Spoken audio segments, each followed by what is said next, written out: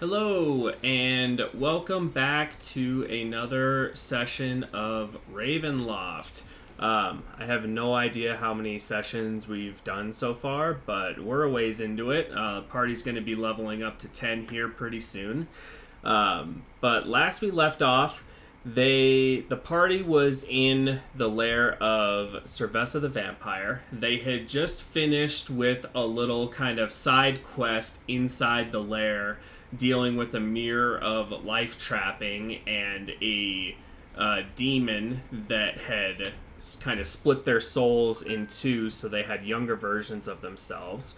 But you guys took care of that, came back into Cerveza's lair, and decided that you were going to continue on. So you headed down to, what was it, the third level, I think? Yeah, you guys were on the second, then you headed down to the third level. Upon getting to the third level, you stopped and listened at the doors and just heard a bunch of moans and cries of pleasure and things like that. So you opened the door and there was essentially an orgy going on. So you guys were very uncomfortable and tried to just kind of beeline your way through the room without really having to talk or touch anybody or anything like that. But there were a couple of greater vampire spawn that had other ideas and wanted you guys to contribute to the party. But when you wouldn't, things got violent pretty quickly. You guys took care of the vampire spawn fairly easily with some well-timed turn undeads. That's the word I'm looking for. So you guys eventually managed to dispatch of all of the vampire spawn and then headed down the stairs to the next level. And upon reaching the next level, the fourth level, it looked like reminded Ericos of like a temple or a church. The way that it was set up with one kind of throne on the far end and then kind of like church pew type benches set up throughout the middle of the room. And you guys encountered Cerveza for the first time, kind of lounging on her throne with her right-hand man Balder at her left-hand side. You guys talked with her for a little bit, but it really wasn't the most riveting of conversations, and she got bored very quickly. So it just turned into combat. You guys weren't really feeling her. She wasn't really feeling you. So, yeah, it got bloody real quick. She went invisible and stayed that way for a while. So you guys were mostly just dealing with Balder, her right-hand man, for a little bit. And he put up quite a fight. He did quite a bit of damage to you guys, but you were just too many for him, and you kind of surrounded him and beat him down. All the while, Cerveza is kind of slinging spells and stuff at you guys, trying to whittle you down from afar. Luckily, thanks to two very, very clutch rolls on two Dispel Magics, you were able to get rid of her invisibility twice, which probably saved your guys' lives. Because I don't know what would have happened if you had not been able to get her out of invisibility. That would have been bad. But you guys got her out of her invisibility, and after a while, including Echo straight up killing Rudolph Van Richten because he thought that he had turned on you guys because he was mind controlled by Cerveza. You guys eventually managed to vanquish, or so it seems, Cerveza, but upon landing the final blow, she turned into mist and kind of squirted through the underneath the doors at the north end of the room. So giving chase, you guys followed and came across a coffin. And thinking that this was going to be her final resting place, you all opened the coffin, only to discover that there was a false bottom in this coffin that had been released, and there's like a path, kind of rough, not really stairs, but kind of like little stairs, like kind of cut like into dirt almost, not really like paved or anything like that, like not wooden stairs, but stair like walkway going down into the ground. And that was where we left off. So what would you guys like to do?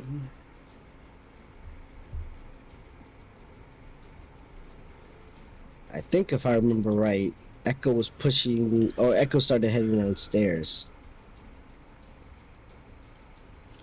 We stopped before anybody was going downstairs or anything like that. So you can absolutely head down the stairs if you would like to.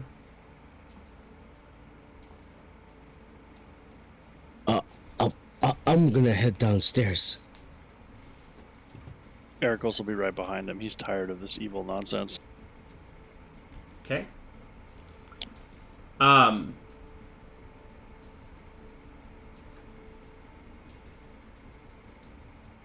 Would that have gone with her? Okay. Yeah. Okay, so you guys head down through the coffin, and there is no light down here. So you're not getting, because there was light out in the out in this room here. I'll light up my sword. Okay. So Lyric lights up his sword. How far does that go?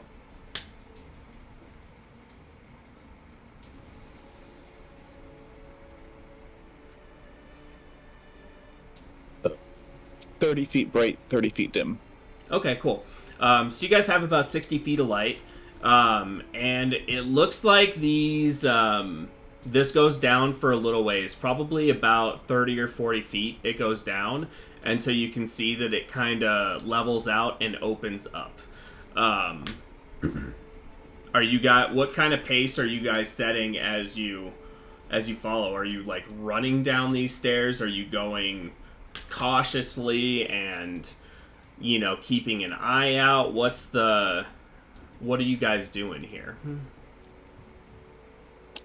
Feel like we should be at least a jog, but at the same time, Yeah, I don't want to get our legs sliced off. Yeah, I think at this point Ericos has just had enough, and he's not gonna run, but he's not gonna really be super careful either.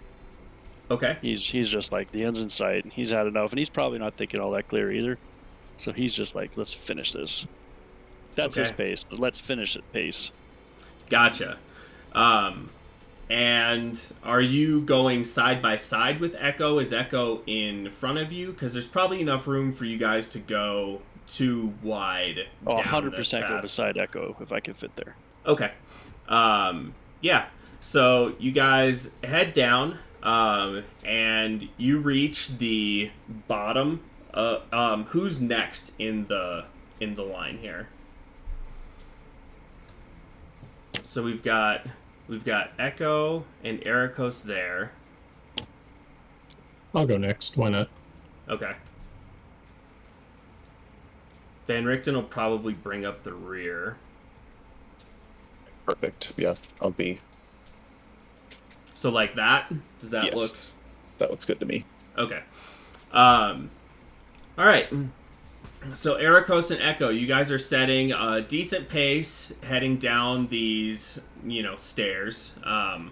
And you finally reach the bottom, and you go to step off of the stairs onto the ground here as it opens up, and you can see it kind of opens up into a tunnel. It's probably about 15 feet high, and maybe another, here, let me actually see.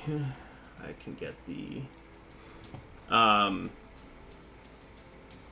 it kind of varies, from what you can see as you're, getting down towards the bottom of the landing.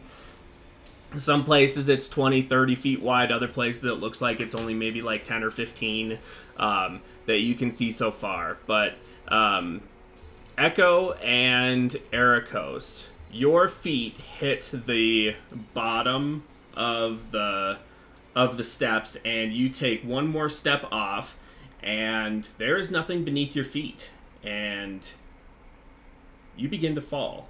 What do you do? Try to grab the ledge behind me. Okay, go ahead and make... That would probably be a dexterity saving throw to try to quickly grab the ledge. 16, okay, so Ericos, you are able to grab the ledge. Echo, what are you doing? Would Echo have enough time to throw a clone back into the staircase while falling? Ooh. It's a bonus action to do a clone? Yes. Or if not, then he'll just try to grab the ledge. I would say you would probably, since it's a bonus action, I would say you would have enough time. If it was a full action, I would probably say you might be too far away by the time the action went off. But with the bonus action, yeah, I'll say you can throw an Echo kind of right back to the top of the stairs, and then you're just going to switch places with it. Yeah, he'll fall for a bit afterwards, and then he'll swap places. Okay. So you guys see Echo and Ericos just disappear underneath this floor, and it still looks like the floor is there. You can see, just peeking out from under the floor, some fingertips of what appear to be like Ericos's gloves, probably. And then shortly after that, a clone pops up beside you guys, and then Echo swaps places with the Echo and is there kind of breathing heavily. What do you guys do? Echo's gonna run over and pull up Ericos to get him up there. Okay. You guys can roll... You can both roll athletics checks to...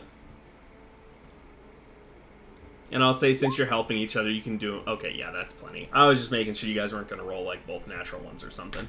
Fair. Yeah, so you are able to pull up Ericos, no problem, and get him back up onto the steps. Erico says some rather unpriestly shit right about now, I think. Does the hallway continue on? It looks like it does, yeah. Are there like loose stones or something on the ground? Loose stones as far as... A pebble. Nothing. I don't need anything big. Oh, okay. Yeah, there would... Because, this isn't really, This is kind of made out of, like, just dirt and rock and stuff like that. So, yeah. Oh. Yeah, there definitely is. So after a mini heart attack and seeing Echo being A-okay, I know that he can pull Ericos up. I'm going to pick up a small stone and cast the light cantrip on it. Okay. And I want to throw it forward in the direction we're going as far as I can. Just to see where it lands or if it disappears. Okay. Go ahead and make a... You don't do these very often. Go ahead and make a strength check, athletics or strength. And this is kind of what you guys are looking at right now. Oh my gosh, yeah, you whip it. Like, all the way to the end of your sight range almost. Like... You whip it all the way down here, and it gets down there, and as soon as it goes to hit the floor, it just passes right through. So that would be 30 feet out? No, probably like 60. 90, because it was like over here. So yeah, about 90 feet.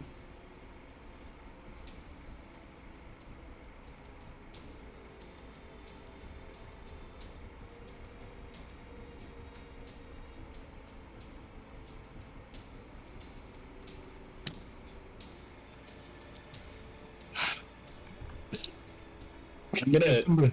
Oh, go ahead. I'm gonna crouch down and kind of reach my hand out to where I saw Ericos grabbing, where I kind of know the false floor starts. Okay.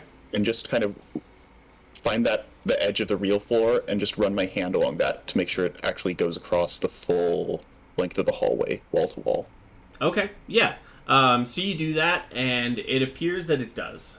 There's no like hidden walkway or anything like that you can see or that you can feel. And since you're doing that, why don't you go ahead and make an investigation check while you're there?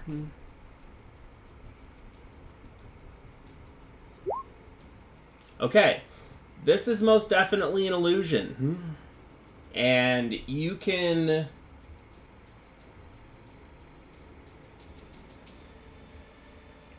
So, now that you look at it, it almost looks like a vague kind of image superimposed over the real terrain. And the real terrain is about the same as this, except for it's about 60 feet down.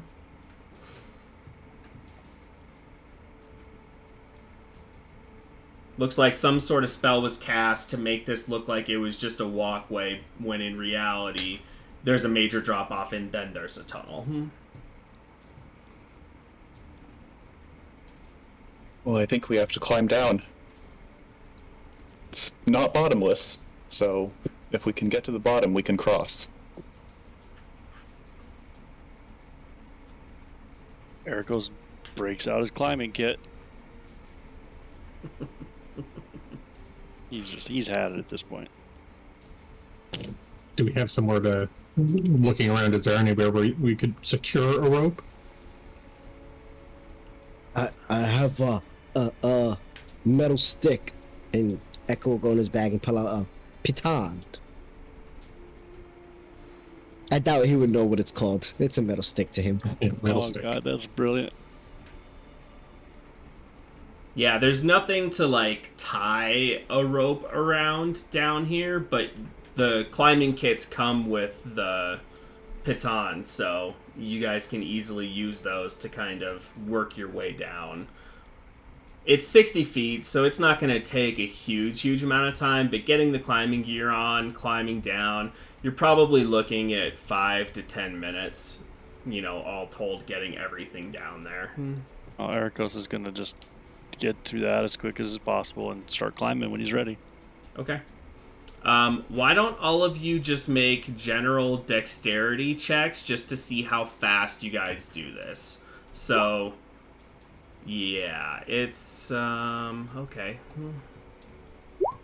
The concentration levels are a little low right now, especially after just about falling off the edge with a couple of us.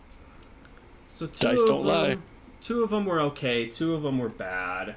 I don't think Van Richten has a climber's kit. Pretty sure he doesn't. And I essentially weigh the same as a backpack, so I can hang on to Echo if need be. That's why Echo's moving so slow. Yeah, he doesn't have a climber's kit. So I'll say it takes you guys probably about like 7.5 minutes to get down. Do you guys want to take Van Richten with you, or are you gonna make him kind of stay up here or figure out a way down himself, or what's the plan there? He can try to climb. I mean, he's fairly strong. I can just give him my climbing kit. I'm pretty sure I have one. Yeah, you all bought one when you guys went up to the mountain. Yeah, because I can just hang on to Echo like a monkey. Okay. Alright, so yeah, takes you guys about 7.5 minutes to, all told, to get down there. But you guys do manage to get down to the bottom.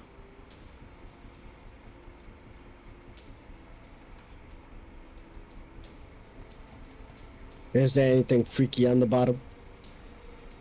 Not that you can see.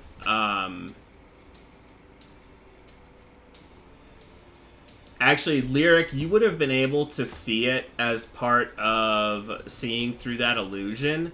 Up here, There is a another part of the illusion was another false floor over there, and underneath it was a spike trap. So you would have seen that from the top as well when you were kind of looking down. You would have been able to see through it with that. And that's still in front of us now. Yeah, it's up. Okay. It's up here. Okay. So yeah, I'll warn the group. There's a spike trap 60 feet ahead of us. Can I tell how long that is? It was probably about 10 by 10. Boy, fun. So it would be...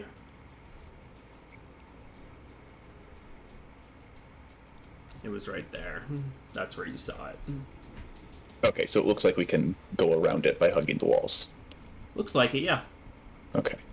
Looks like it.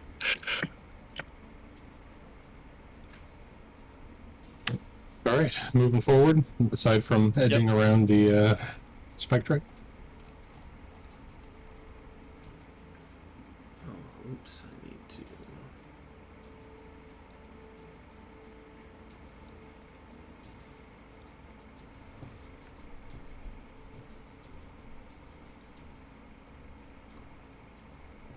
Okay, so you guys sneak past. It looks like the trail goes up for another ways here. You haven't seen any sort of turns or anything like that yet.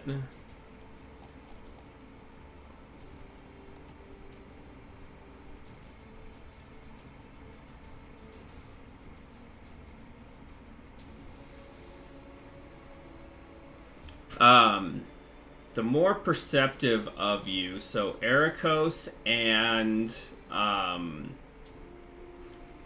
Richten, you start to hear sounds of kind of like grinding sounds, of like, I guess it would probably be like metal on metal. Anything I might be familiar with or heard before or might have heard something about? Probably not. Okay. It just sounds like metal on metal, and it's faint. It seems like it's coming from ahead of you, but it's kind of hard to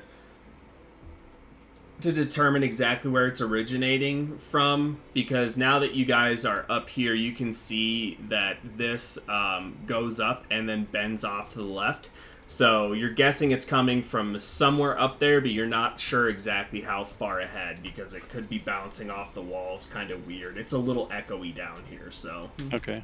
Ericos is not going to slow down, but he's going to turn his head over his shoulder and say, there's definitely some sounds from somewhere down here, metal on metal doing something. I don't know what it is. But he doesn't slow down. And it is slightly paved down here now. It's just like rough kind of like blocks kind of like set into the floor, and then occasionally there will be like a pillar kind of, you know, to hold the roof and everything up. So it seems like this tunnel is fairly sturdy. You don't get the sense that it's gonna like collapse on you guys unless you were to do something very stupid. We would never. No. Not the smartest group. Not you guys.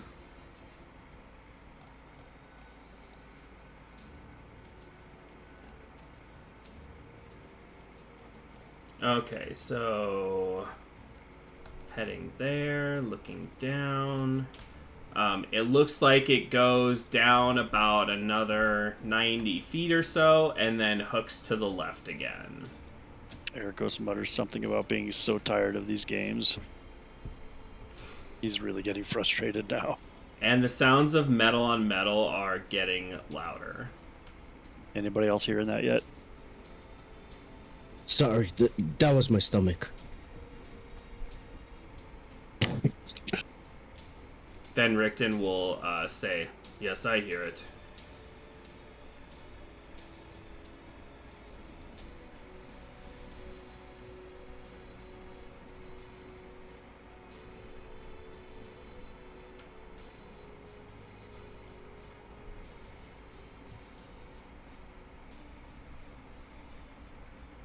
feel like we should be playing Flight of the Valkyries here or something. Okay. So you kind of get around that corner, and it looks like it switchbacks back kind of the way that you guys were coming from.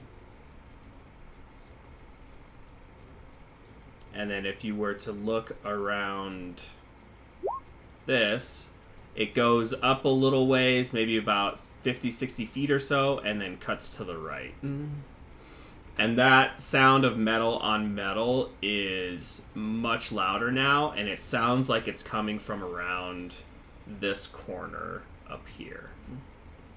Surely you can hear that. Now that you're pointing it out, I would say everybody else would be able to hear it at this point. That doesn't sound fun. Cannot be good.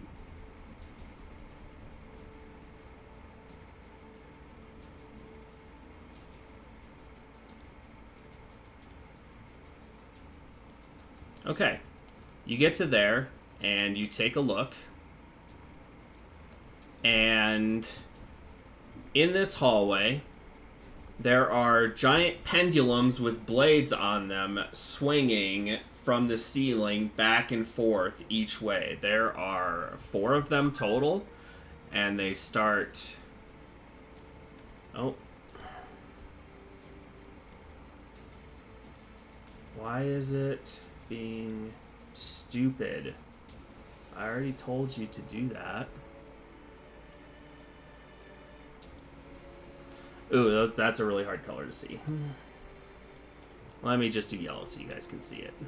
I was trying to do it gray because that's what color they are, but... Well, at least you're not doing it in red like blood. So yellow's much more optimistic.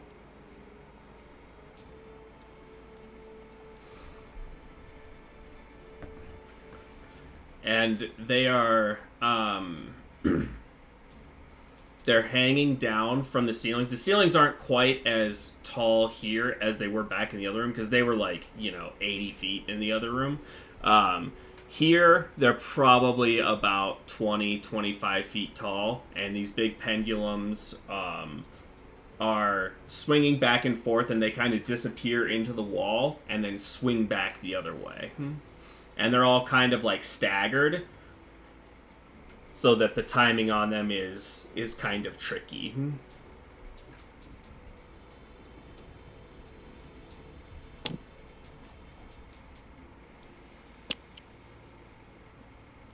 And so the yellow lines are where they're going back and forth, just to make sure.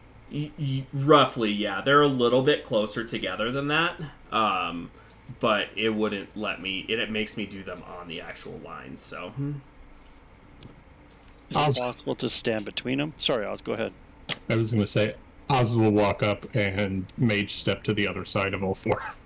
Okay. Or misty step, I should say. Yeah.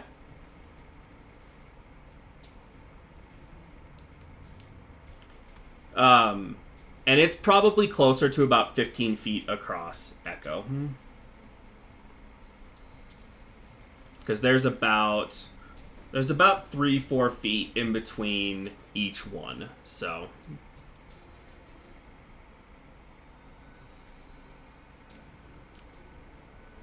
And I was going to say, there would probably be room for the skinny boys, like Lyric and Oz, could, if they timed it right and were careful with their footing and their placements and everything, could probably stand in between them as they swung, but the people in heavy armor are going to have trouble with that. So we just need to get through in one run, is what I'm hearing.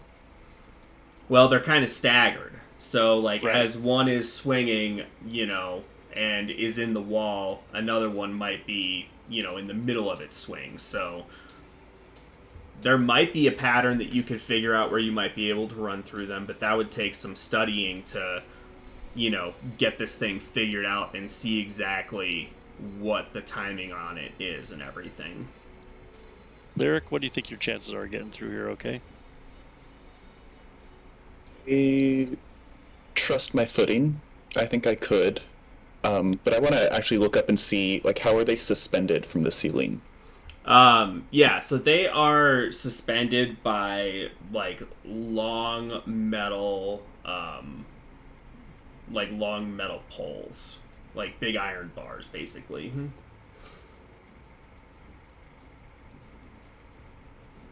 But is that bar also swinging, or is that Yeah, like, and then there's a higher hidden point where it's actually no, swinging from? the bar Or is swinging. The whole thing is swinging. okay, so then is there like a joint somewhere that I can see that it's It looks like like is the it looks like they go into the actual okay, ceiling itself. So there could be a joint, but not one that you can just see from where you are. okay, perfect, great. Um, yeah, I think that's all I could do then, Ericos. Is I trust my footing well enough. What about you and Echo? I can get us across. I have one spell slot left that is high enough to get us across on the way there. We're kind of pressed for time, I think. Yeah. All right, I'll start watching the timing and Yeah, and I look at Van Richten and I was like, I can't help you get across here. You're going to have to figure it out on your own. Very well. He's gonna start taking his armor off so that he can hopefully get across. Okay, so first of all, Lyric, go ahead and you can do either like investigation or intelligence, whichever one is higher, just to see the timing on it. Okay, so you've got the timing on this pretty good. So this is going to be a super, super low DC acrobatics check. So just roll an acrobatics check with advantage because you rolled so high on the investigation. okay. There is no way for me to fuck this up except for 2 natural ones. So let's see what happens. Yeah, you make it across, no problem. You kind of, step in, tiptoe, you're holding your breath as the big pendulums swing by you. You can feel the air, brush across your face as they swing. You would not want to get hit by one of these things. All right, Echo, come stand next to me over here so we're far away from Van Richten, or more than 10 feet away. I'll stand back. Ericos is going to cast Thunderstep and take us both across. Okay.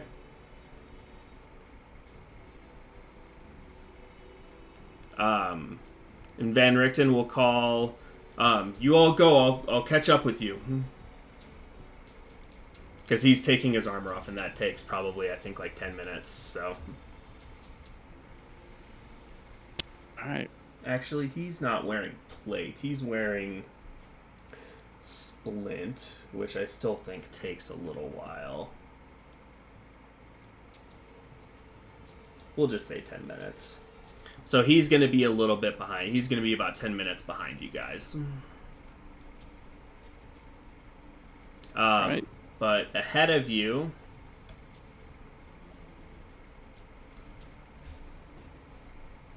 it continues on and then turns to the right a ways down.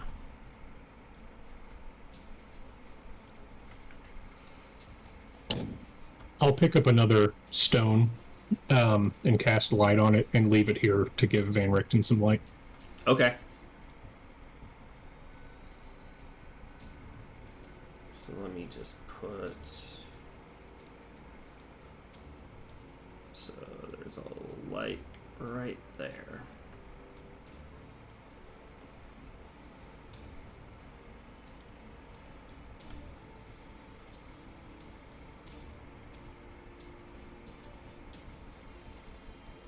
Going around the corner, it looks like this one switchbacks back up the way that you guys just came from again.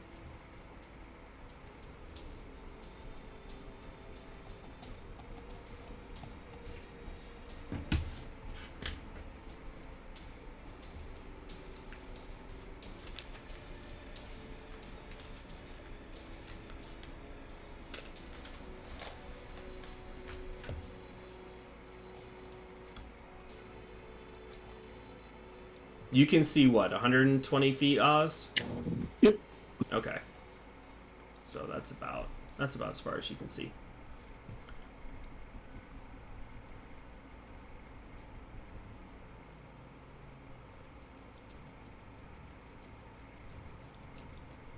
Okay. And getting towards the end of this, it looks like it continues up and then goes off to your left again. And as you round the corner, there is a figure standing there that looks pretty familiar. It looks like the lesser vampires that you guys had fought in the previous room, and he kind of looks at you with a grin and goes, not now, pretties. The mistress sleeps. You are not allowed past. And with that, I need everybody to go ahead and roll initiative. Oh, shoot. I forgot to pull up. I'm never rolling initiative again. Just put me at the fucking bottom. God damn. I've never had such a run of bad luck on one specific thing. That doesn't help that you have a +0.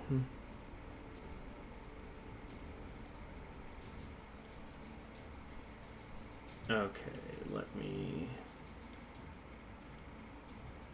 roll here. Well, it's okay. I rolled like shit too. Alright, Lyric, you are up first. So I already have my sword in hand and lit up, so I'm gonna charge forward into melee. Okay. And as I swing out at its neck and just say, "Your mistress is forfeit." He just hisses at you. Yeah, 27 will hit. So will 25. 15 and 13 is 28. Yeah. Okay. Are you healing for the 8 or? Yes, I am going to heal. Okay. For the reminder. Yep. Anything else?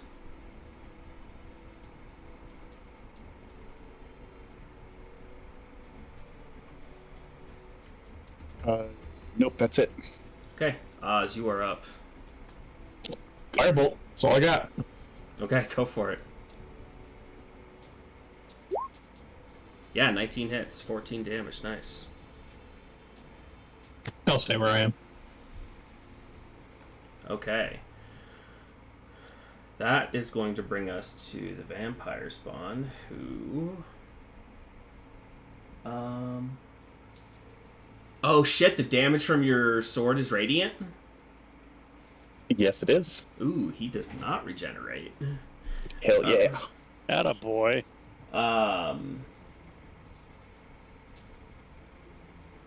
Yeah, it doesn't function. Okay. He is going to make some claw attacks at you, Lyric, since you just came up and attempted to stab him right in the throat. He did not appreciate that.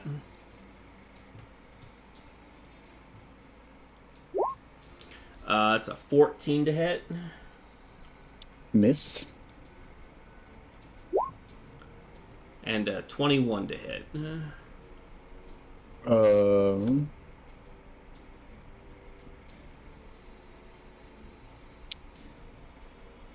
Yeah, I'll use Sudden Cacophony, so that'll Okay. miss. Alrighty. Yeah, as a sudden cacophony of whispers and otherworldly voices just kind of shout out from Lyric, and it causes this vampire to just miss wildly with his second attack. But that is going to be his turn. Echo. Echo's rolling up on him, making 2 attacks. Alright, go for it. Yeah, that'll hit.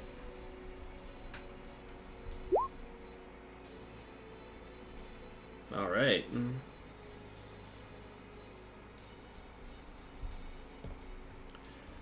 Anything else? These guys don't bleed, right? They have flesh that can tear, so you can do the extra damage on it. 5. And that's my turn. All right, cool. Ericos. Eros is gonna rush up and bonk him. All right, go for it. 18 will hit. So 16 damage. Does that include your extra D8 too? It's all in there? It's all okay. in there together. Okay, cool. And that'll be my turn. This guy is not looking good. Lyric. We've got him surrounded. We're just going to town. Yeah, 23, 25. Yeah, those both hit. 12 and 18. Okay. Yeah, you stab him through the chest once where the heart would be, and then take the rapier and just slit this guy's throat with it. He is no longer.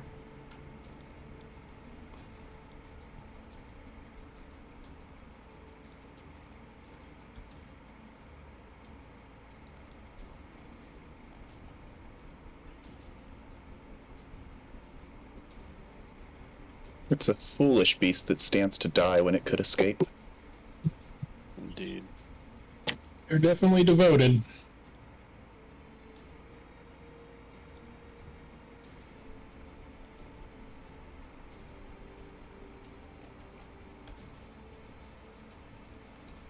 Alright, it looks like it goes down for a ways and then turns to the right once more.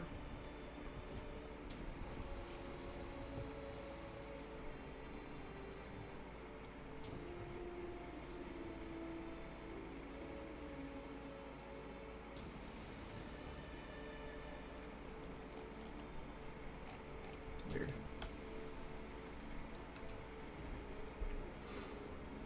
And it curves back up the other way.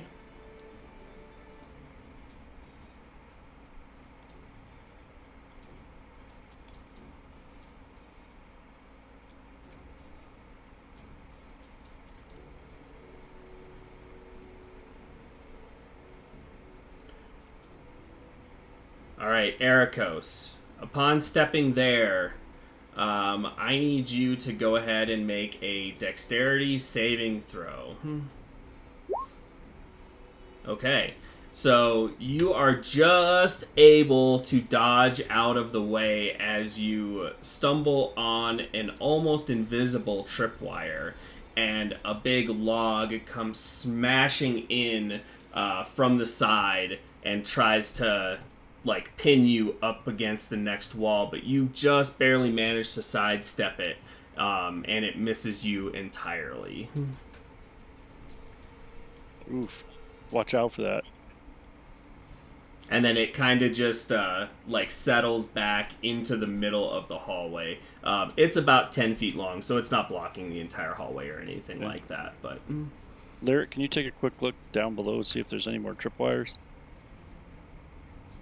Yeah, I'll come up and kind of get down to the ground near the wall. Okay. And look ahead, the next 20 or 30 feet.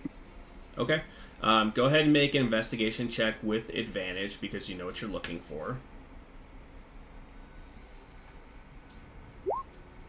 Okay. You do not see any additional tripwires. Looks clear.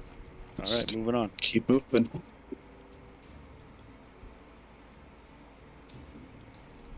You guys have evaded all my traps.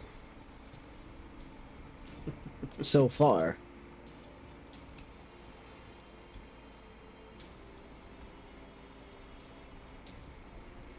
Yeah, the path continues.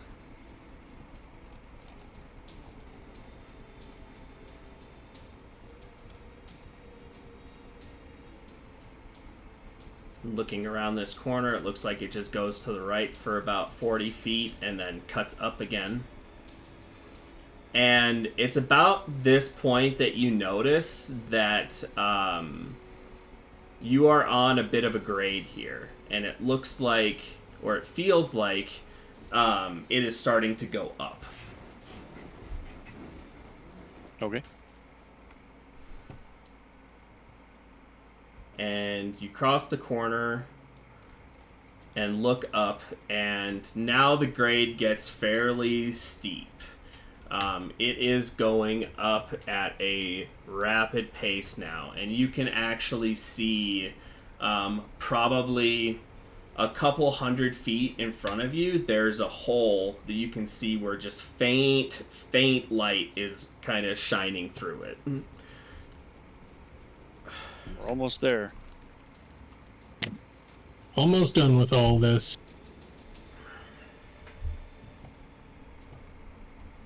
All right, so are you guys heading up to the hole? 100%. Okay. So once you get a little bit closer, you can see that it appears to be a hole in a wooden structure of some sort. You can see through it, and you can see what looks like a ceiling beyond the hole. But it's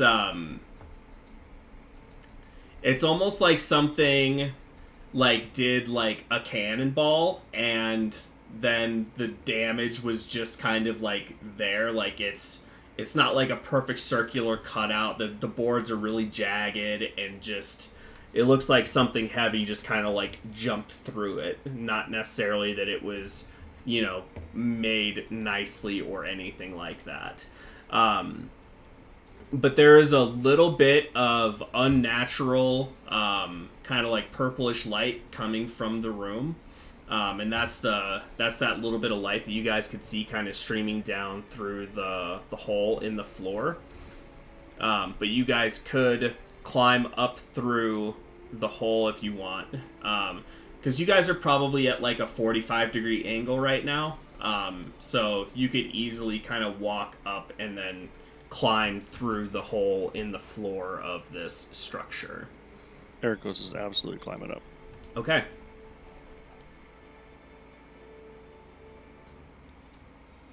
Oh, come on, mouse.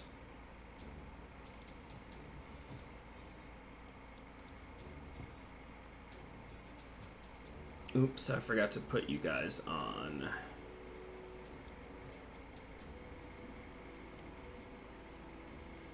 Go ahead and drop yourselves if you can, just kind of around the hole.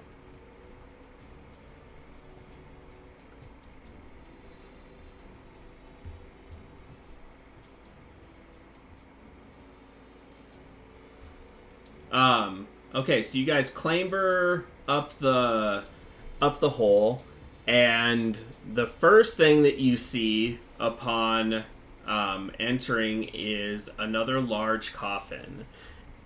And then your gaze quickly focuses on something that is about 15 feet in front of the coffin. Something that looks like this.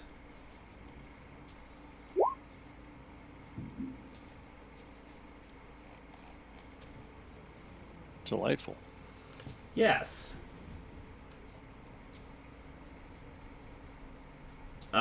And with that, I need everybody to go ahead and roll initiative again, please. I think I can.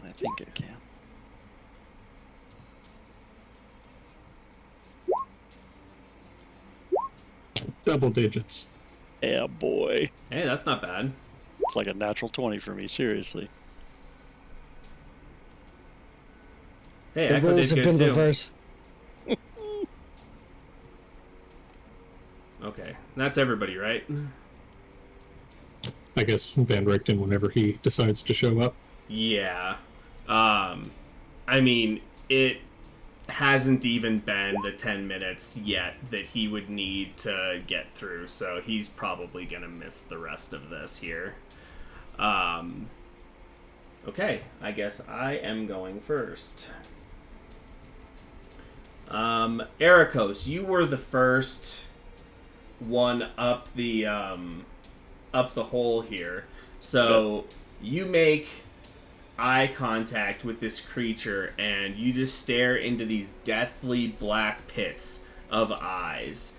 And I need you to make a Constitution saving throw as this gaze penetrates into you. Okay. You take 16 points of necrotic damage as this creature just bores into you with its deathly withering gaze. And then it's just gonna move to right there.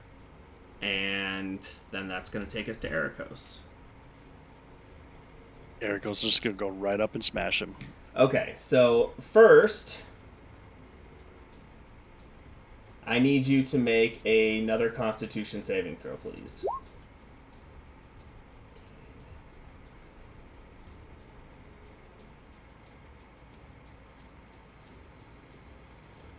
Okay, you are okay. But you're going up and smacking him? Yep. There's something about the eyes on this creature. They are very unnatural and not good to look into.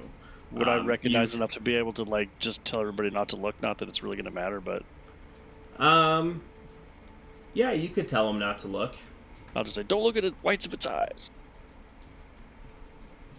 19 hits. Okay, so 23 damage. There is some radiant there, too, in case that affects this guy that same way. Yeah, no. Nice try, though. Yeah, but that's my turn. Okay. Not a whole lot left at this point. Echo. All right, now looking at its eyes, Echo's gonna run behind him to get behind him. Okay. And he's gonna start attacking him from behind like a coward.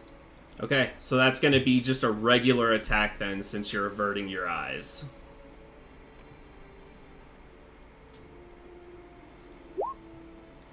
$21 hits.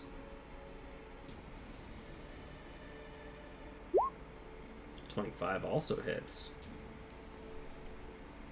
Is the sweet juice coming out of him? No, there is not. Alright, that's my turn. Okay.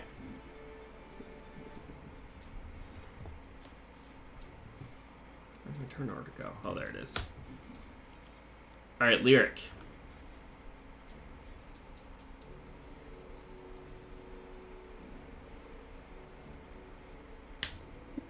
Yeah, I'm gonna run past to the coffin. Can I try to open it from here? Yeah, Just like the bottom corner? yeah, you certainly can. The top of this coffin is made of stone, like painted stone. So it looks rather heavy.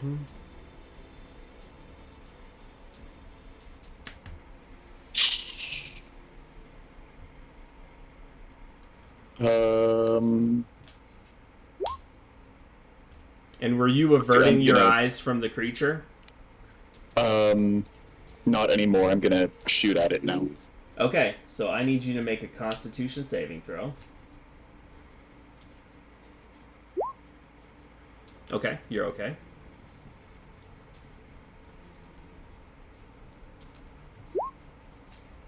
$17 hits.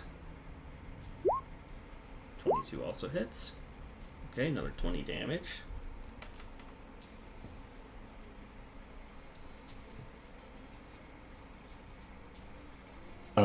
Just seeing the coffin is... Yeah, go ahead.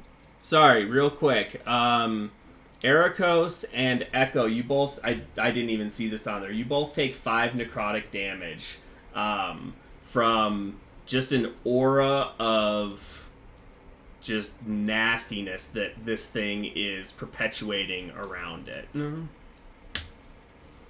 Roger. Seeing that the coffin is stone, I'm gonna Oh my God, where'd he go? just shout towards Echo. We're gonna need your strength to open this, bud.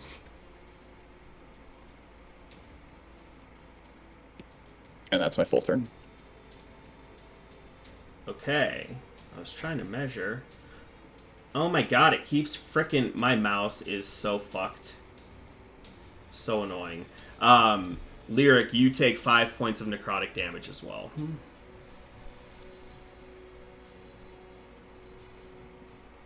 Oz, you are up. Do I take 5 points of necrotic damage? Not yet. Oh, okay. Are you Oh, that was averting fine. your eyes? Yes. If I'm Okay. told to avert my gaze, I will do so. I'm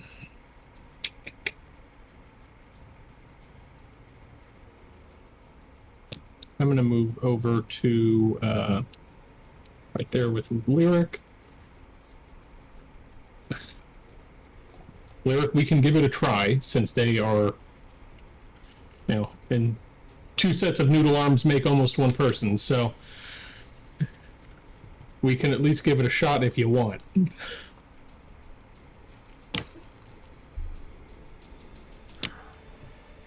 Yeah, I'm willing to try.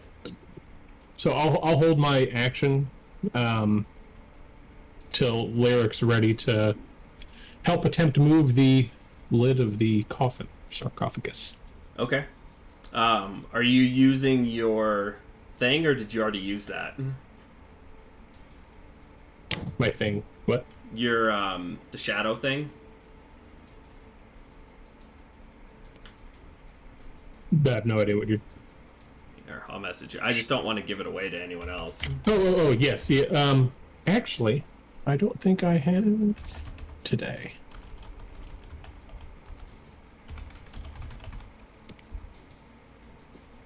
Actually, yeah, that is a good idea. Because I completely the mirror threw me off. Yeah. So for the second time, as Oz is like explaining to Lyric that we can probably do this. We're almost as strong as one of Echo's arms. He'll just say, "Hold that thought," and his shadow will grow once again to a size much taller than he, and just larger in general. And his shadow will kind of absorb Oz and look like a familiar giant. And I will try to remove the lid of the coffin. All right, go for it. That would be athletics.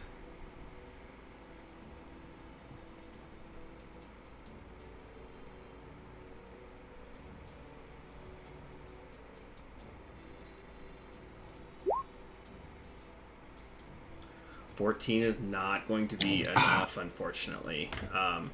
You start to budget, but this thing is heavy, and you just don't quite have enough juice to get her open. All good. Then that will be my turn. Okay. And then you take 5 points of necrotic damage.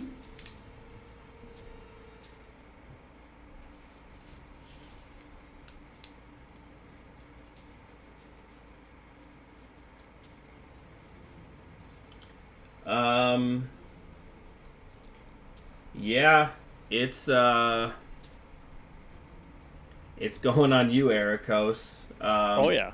I need another Constitution saving throw, please.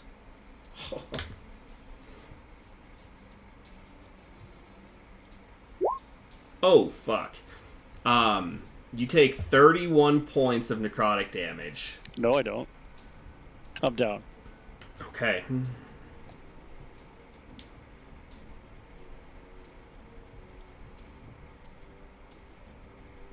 That is its turn. Ericos, go ahead and... you didn't have Death Ward or anything on, did you? All my shit's been used. Okay. I got nothing. I've used Dark One's luck. I've used my symbiosis already. Okay. I mean, I literally used everything to survive that last fight. Yeah. No, Got I nothing hear ya. left right now. All right, I'll send you a whisper. Okay. Cool. Oh, shit. Okay, Ericos pops up with fucking 1 HP. Fuck you, initiative rolls. So- Who needs you? You hit the ground and go unconscious, and as your head kind of hits the ground, it kind of shakes you back to consciousness, and you kind of, with stars in your eyes, look up and see this creature's big dark mouth kind of looming over you. Yeah, that was. Oh fuck. Yeah, now I'm gonna take the 5 points. Now of you're damage. gonna take the 5 points of necrotic damage. Yep. So you go unconscious again. Do I need to whisper you again? No, it just saved you from being at, potentially -2 death saving throws if you'd failed that one. Cool. All right. It was fun. All right, For a second. Lyric, you're up. Actually, is a death saving throw is it at the beginning or the end of your turn? It's beginning, right? I think it's at the beginning. I think so too. Oh, you skipped me. Oh, sorry, I did. Echo. All right. He's in a dilemma. Echo's gonna walk up here. Use his bonus action to summon a clone. Okay.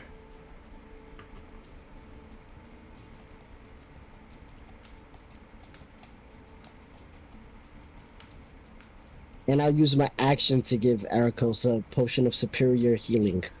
Okay. 8d4 plus 8. Jesus.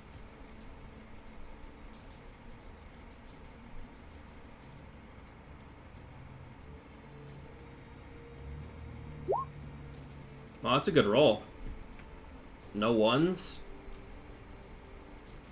So, Ericos, you were back up at 33 HP. Cool. Thank you. And that's my turn. So I take 5 damage. Yep. All right, Lyric.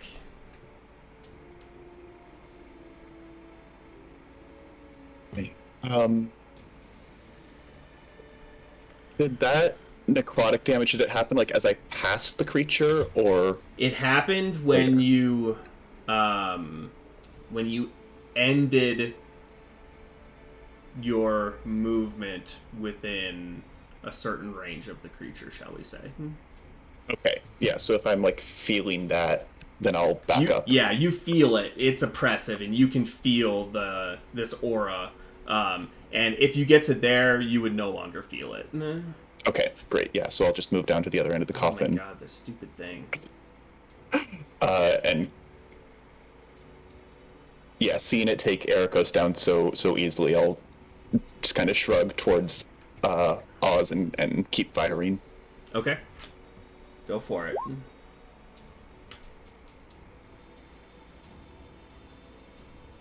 And we'll try sharpshooter. Okay. 11 is gonna No, we won't. miss. 17 will hit, though. Oh, the 17 wasn't sharpshooter? No, it was not. Okay. This thing is looking wounded. Alright, well that's my turn. Okay. Oz. I'm going to follow suit and move up there, following Lyric's example.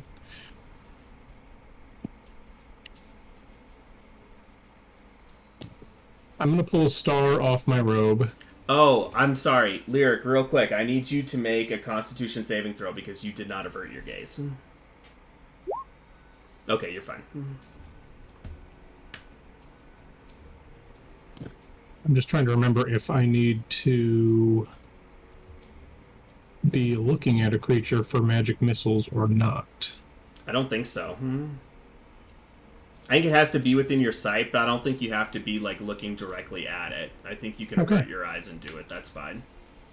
Well, then I will avert my eyes and use a 5th level magic missile. All right, so that's what, 7d4 Yeah. plus 7?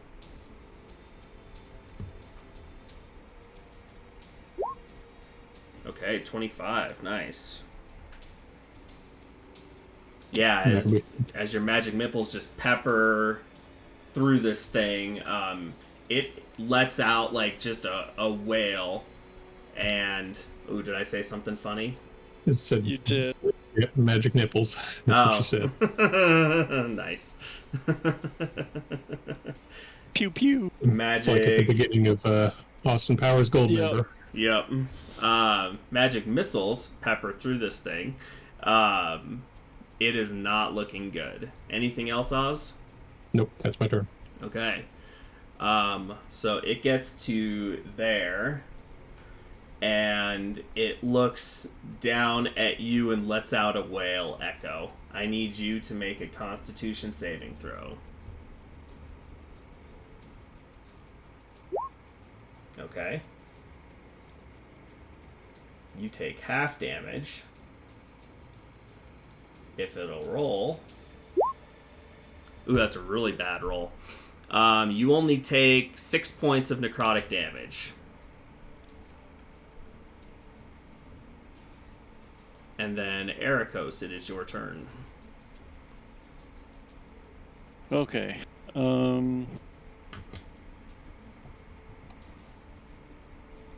Yeah, I guess I'll just bonk him again. Okay. Are you going to do it from right there? Well, I'll stand up first. Okay. Yeah, that hits. And that is 14 points of damage. This thing is looking really rough. And that's it. Okay. Echo. Alright, everybody can take care of this guy. Bonus action, I'm gonna swap places with my clones.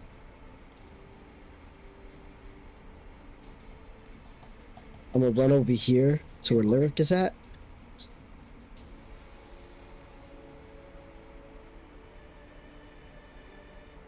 And I'm gonna try to push open the coffin. Okay. Athletics check. You're pushing and pushing, but it is heavy and it is not giving. This is a heavy ass coffin lid. Alright, that's my turn. Okay. I took 5 points at the end of my turn too, Luke, right? You would have, yeah. Yep, I took it off. Thank you. And let me see. You are still within the range, Echo, so you take 5 points as well. You can still just bear that aura feels a little bit weaker, but you can still feel it where you're at. But that'll take us to Lyric. Still shooting away. All right, go for it. 15 just hits. 20 hits. All right, the second arrow pierces right through this thing's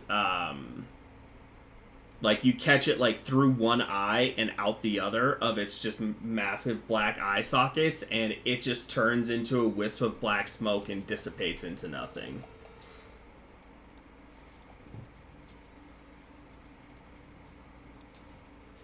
Oh my god. Alright, we are out of initiative. Let's get this coffin open. Yep. Erico says raspily. We got a vampire to kill.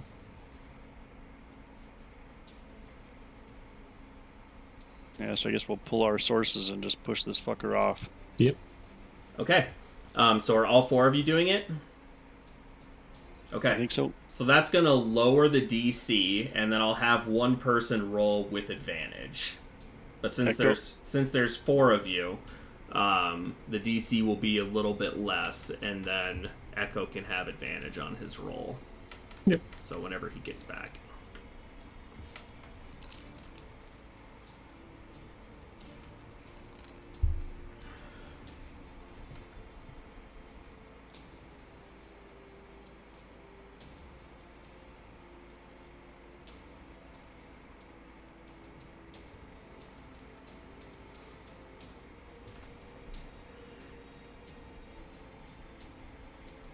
All right, Echo, we're waiting on you. All four of you are trying to push the coffin lid open, and you have been nominated to roll with advantage. The DC's lower because all four of you are pushing now, but then you get to roll. Okay, that will do it.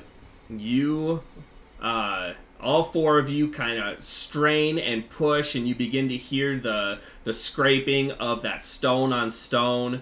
And then, Echo, you just get to a certain point, and you just kind of flip it, and it goes tumbling over. Oz kind of steps out of the way, and it just kind of splays out over here on the ground. And inside is the familiar form of Cerveza. She has her arms crossed in front of her like this. Her eyes are closed. She looks extremely pale, even paler than normal.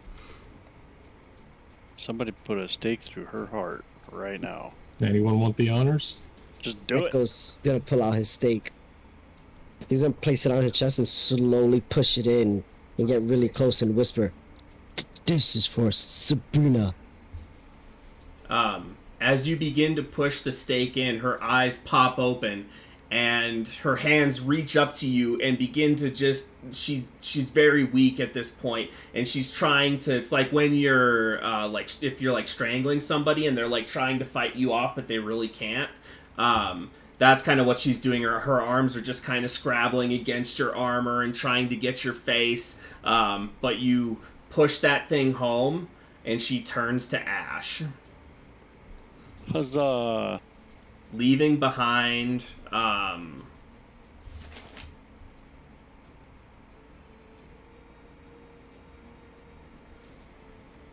leaving behind a ring. And there is also a staff and then a smaller wand inside the coffin with her. And you recognize the staff. It was the staff that she's been carrying this entire time. It seemed like she had been using it to cast her spells from it previously, so...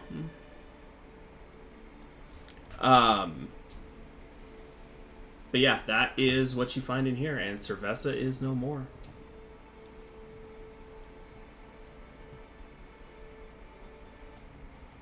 Eric Echo. was literally gonna just slump to the ground. Echo's gonna pour his vial of holy water in the coffin, just to make sure. Okay. Yeah, it starts sizzling and hissing as it hits the coffin. Bubbling up. Now, everybody upstairs should be free. Yeah. Ooh. Do you think Rudy's taken his armor off yet? We did a good thing today. Even though we got hurt pretty bad and some almost died, we won. Well, someone did die. Who? Certain Van Richten that you know. He's a traitor. I feel a little odd. It's like we've finished his quest and he wasn't even here for it.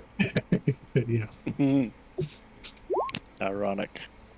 And Echo, I'll have to sit you down and talk to you about magic for a little bit. Just as you guys are having this conversation, Van Richten comes busting up through the hole in the ground. He is limping. Looks like he took a little bit of a pendulum hit to one of his legs, slightly. But he is still up and is not bleeding out or anything, so... but he comes bursting through. Is it done? She gone? It's done. It's over. Oh, by the gods, thanks. Thank you.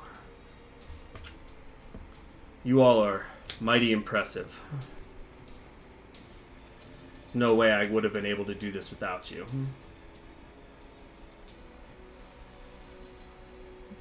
What was that thing here that stunk It kept hurting us.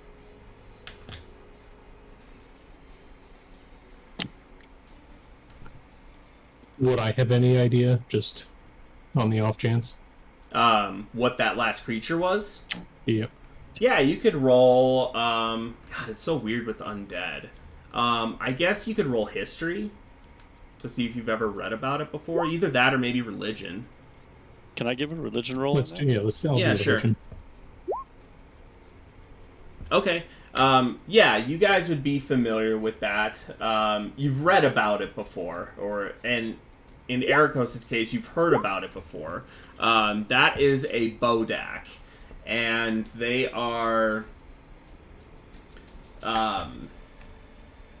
vicious creatures, and they are the undying remains of someone who revered Orcus. They are devoid of life and soul and exist only to cause death. It's interesting that she had one guarding her lair, but there was other evidence that she kind of had ties to some fiends and stuff like that, so it's not entirely out of the realm. So Bodaks are typically known as Orcus's will outside the abyss, serving the demon prince's aims and other minions. And yeah, they have a very nasty death gaze where if you don't have the constitution, you are immediately incapacitated, and if you really don't have the constitution, you immediately drop to 0 hit points.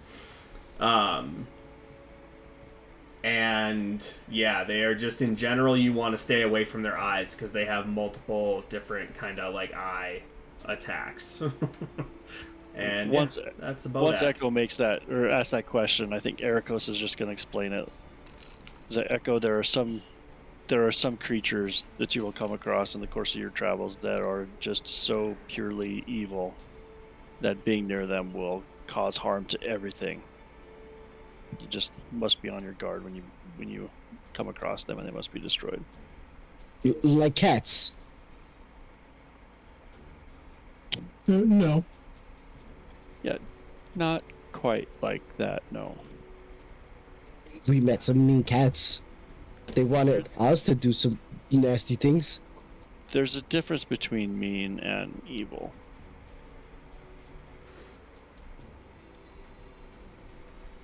Is it the smell? I mean, it could be part of it, but Sometimes.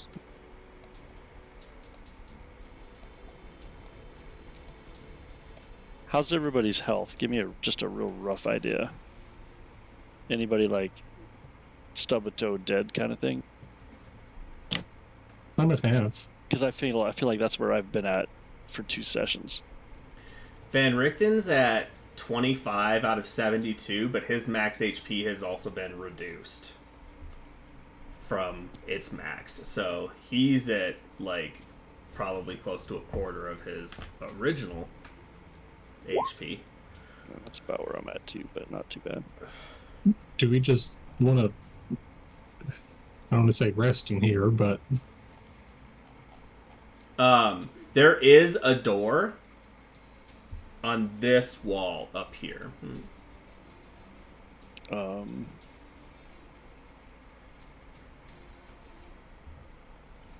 It's a rather large door for such a small, dinky little kind of hovel, really. That door will make Ericos not want to rest here unless we investigate it.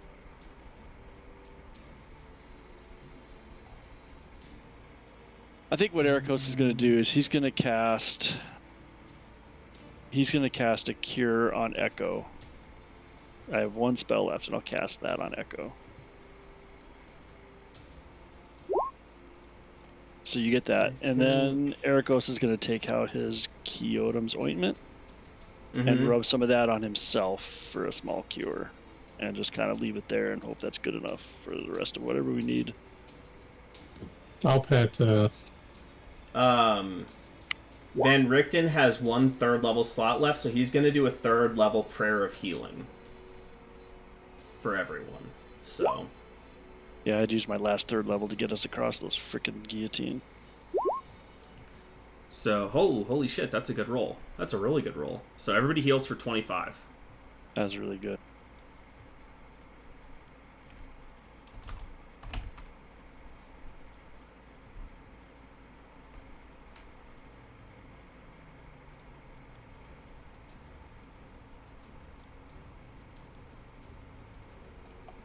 Should we investigate this door so we can leave this place? Yeah, probably. Or at least find some place where we can rest safer? Yeah, let's do that. Eric also go listen at the door. Okay, go ahead and make a perception check.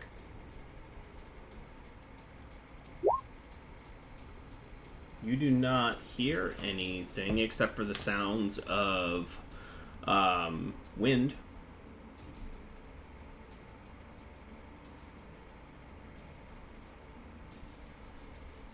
This might lead to outside. It's just like one big door. It's not like 2 smaller doors or double doors or It's double sliding doors. door. Yeah, it's double Okay. doors. You guys ready to open? Ericos will open the door. Okay. You open the door and it opens out into the mountain range. It looks like there is a path kind of going down. You are completely blocked from below, kind of on all sides, that you can see by just natural rock formations. Like, this is kind of like built into just a tiny little bowl that basically just fits it. And then you can see that there is a path kind of, going through the rock that's tall on either side. So you would doubt that the path would be able to be seen by anyone unless they were traveling by air. So this was the secret door we were looking for. Would have been pretty much impossible to find. Yeah. Yeah. Well, that makes me feel better about having a way out of here, but I think we need to go back through the other way, don't we? To gather people up. Yep, and I need to get the kids. Are we gonna just go do that, or do we want to rest before we do that? I How think long we is- should rest here. We're all severely weakened. Even healing can only go so far, right? Agreed, absolutely. And I feel much better about resting here knowing that we have a way to get out if we have to. Do we want to just take like an hour to rest up, or do we want to, camp in for the long haul for a bit? How long has it been since our last long rest? Anybody remember? I think we did it in the You guys did it right? in the cloud realm, so it's been since then. so probably not terribly Yeah. long. Yeah, not a terribly long amount of time, but you guys have had this ever living shit beat out of you, so you guys probably are pretty exhausted by this point. So Yeah. Yeah, I think we should take a longer rest. it's probably I think- only been a couple hours, but I think we've probably cleared the place that it's safe to leave if we just did a short rest. But if we meet something, we just don't have the resources to deal with much. I certainly don't. I have no spells left at all. Well, and we know there's still those metal monstrosities that got released in the middle. That's true. If we go back through the whole way, we'll have to pass them. oh, Yeah, I forgot think we about should those. just rest.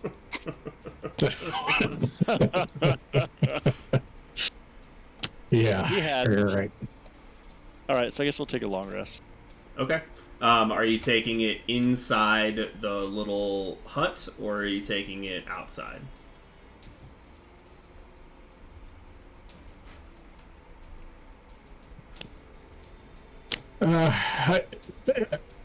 I personally vote for inside. At least we'll, for the most part, know what could be coming inside, whereas as hidden as this alcove is, any manner of thing could come from Yeah, outside. honestly, I think Ericos is just had the shit beat out of him so much, he's fine with inside.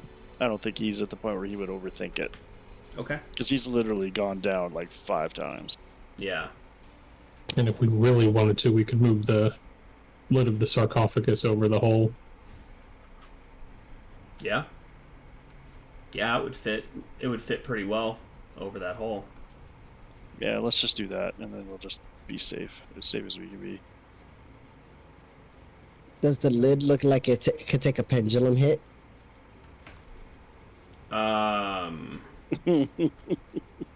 It might be a little hard to carry down there because it's so big and so heavy, but I mean, maybe, yeah. Oh my god, it's not even gonna let me draw. Because my mouse is so dumb, like I start dragging off to the side and then it just like stops.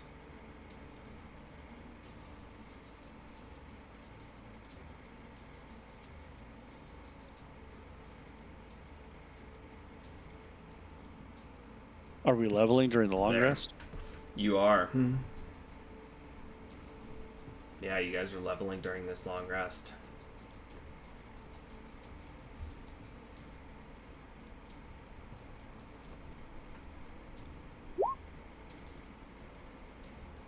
We reroll ones, right? Yeah. Have to take a 4 though. I'll take it. It's fine. It's better than a 1.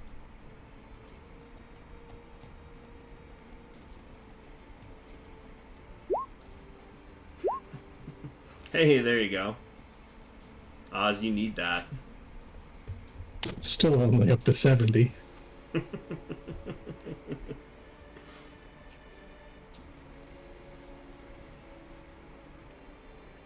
You guys do always have the option of taking the average if you want to as well, or you can roll. So it's up to you guys.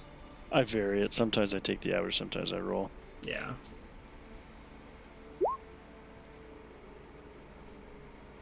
I can run to the restroom real quick. Okay.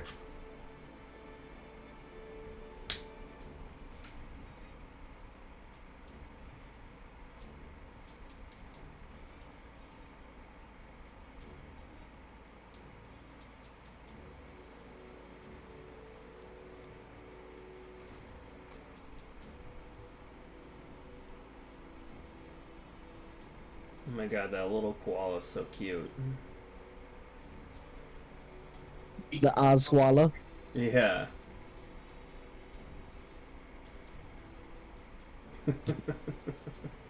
I am going to be adding one of the new meta magics, if that's okay. Okay. Essentially, it's transmuted spell. I can use a sorcery point to change the damage type of a spell. So, like, I could Okay. turn my acid fireball into a fireball if I wanted to do that. Gotcha. What types of damage does it let you choose from? Like, because I know, like, some types of damage are, like, better than others, like thunder and stuff like that is, like, better. So, like, will it let you change it into that, or? Let me... I'm just curious. Okay. It's not a huge deal either way, but... Yeah, I don't remember off the top of my head. So, the listed damages are acid, cold, fire, lightning, poison, and thunder. Okay.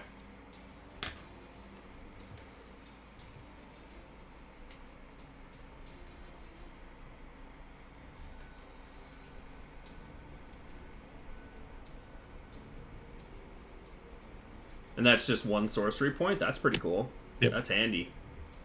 Yeah, it was going to be that or twin spell, and both are very strong. Oh, yeah, I can imagine you twinning fucking haste on Lyric and Echo. I think... Well, I don't know how that works, since it would... That's technically... would that be 2 concentrations? I don't know how that would work with something that's concentration. I played that with Hawk. Can you not twin a concentration spell? I don't know, let's look. When I looked it up, all it said is that as long as it targets one creature. So you'll make 1 concentration check for the 2. Oh, okay. Which means if you fail, both people get stunned. No pressure.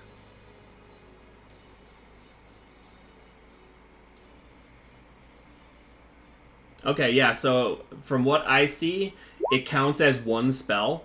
So if you were to lose concentration, they would both lose the spell on them. So Okay. it doesn't increase the number of spells cast. It just increases the number of targets from that one spell. So Right. Okay. you would be able to do it essentially. Just kind of a risk because if you lose concentration, then you've got half your party stunned. Right. I think I'm going to keep it transmuted. At least I can. Yeah. I won't feel like if we go up against fire elementals, my main damage cantrip is just Worthless. nothing. Yeah.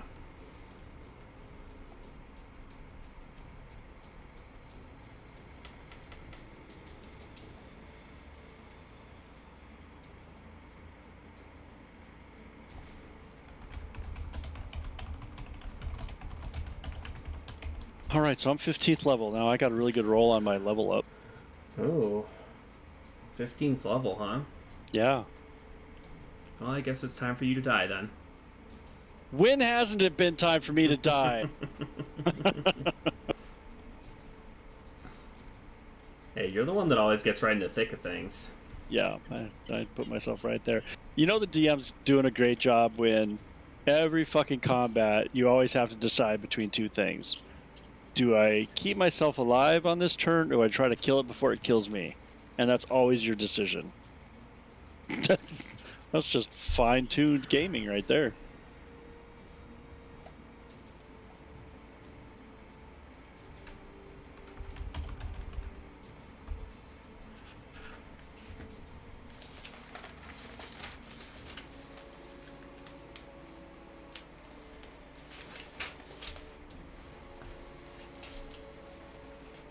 I'm going to replace my sensor with my Rod Retribution just for carrying on the way out of here.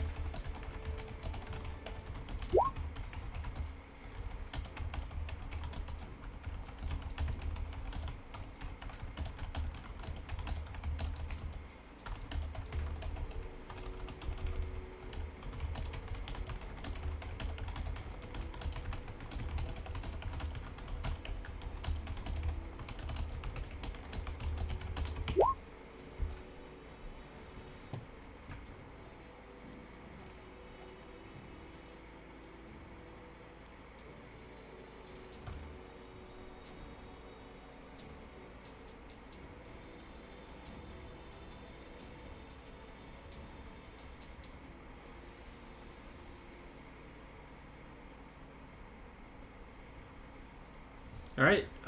Is everybody ready? Mm-hmm.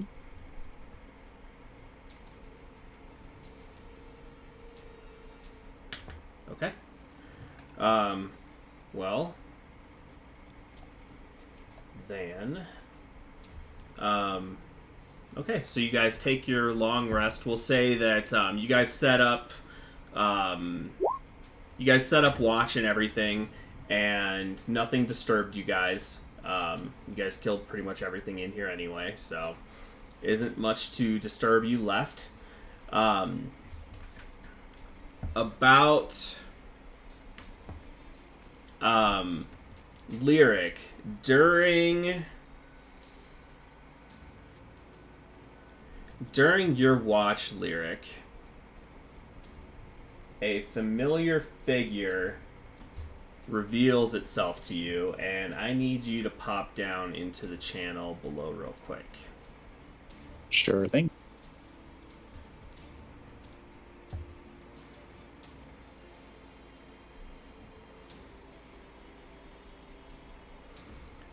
Well, you've certainly been doing well. You've been busy.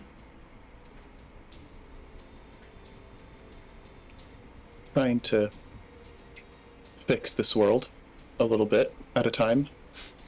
I can see that. You've been making good headway. I'm impressed. This was quite an accomplishment, taking care of this vampire here. She was known to me, shall we say.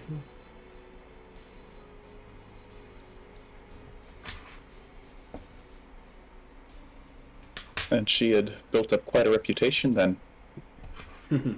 Indeed she had. She stepped on many toes throughout her centuries. Suppose that will happen if you live long enough, though.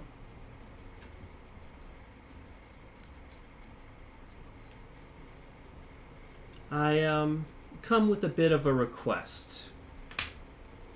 I believe that Cerveza had in her possessions some books that will help me further my own goals. Among these are the books titled such: Intradimensional Traveling in the Mists, Crossing the Dark Powers, and A Mistwalker's Guide to the Domains of Dread.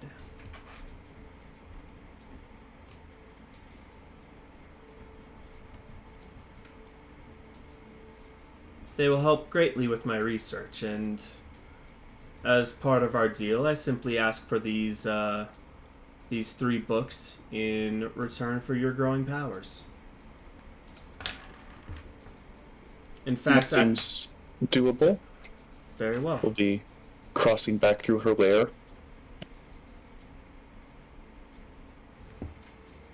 Well, it is much appreciated, and if you ever have need of me, simply, what's a good way for you to get in contact with me?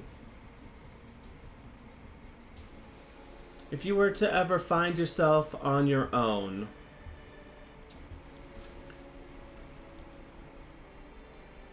say the name Azzy 3 times.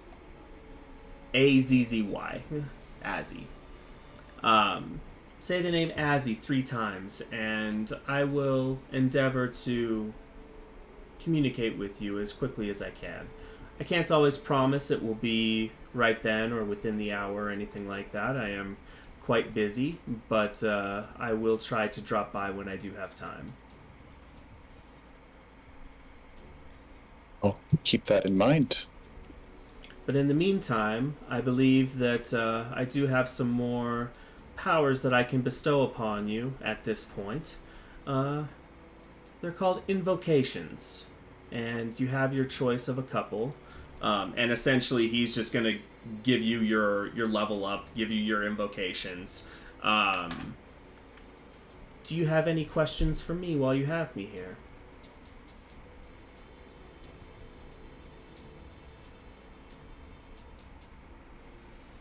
Last time we spoke, you told me you're a searcher of knowledge. Indeed.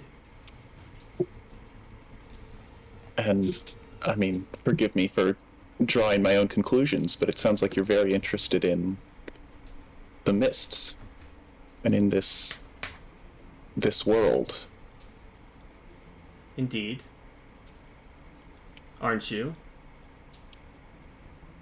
Yeah.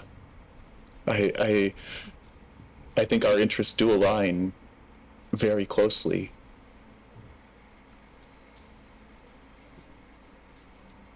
I think they do as well. Are you searching for a way out? You are a clever one, aren't you? That's what we're all looking for, I think. Indeed I am. It has eluded me up to this point, but I believe that if there is an answer out there, that I will be the one to find it.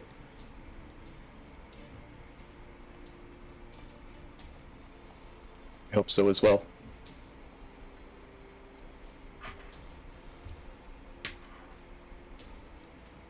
I don't want to ask for anything more. You've given me so much already, but I would like to request that when the day comes that you do find a way out, that you would share it with us.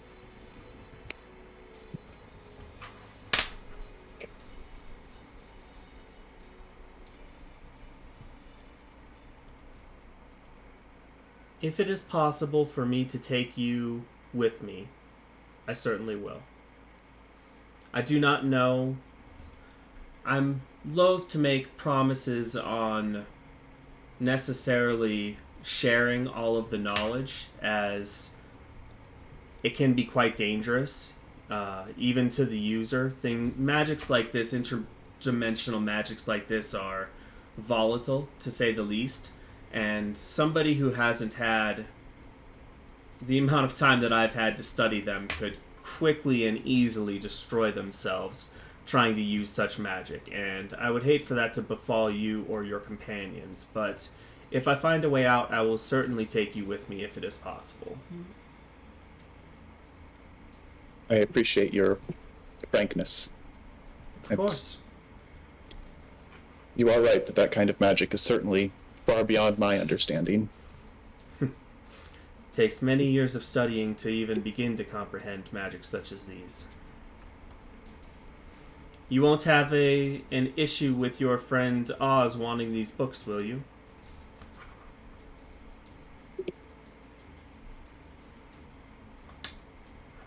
I'm sure he'll be interested, but I can work around him if I need to.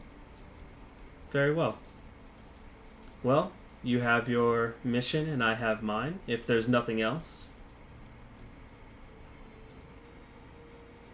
No. Very well, young And Larry. a pleasure, Azzy.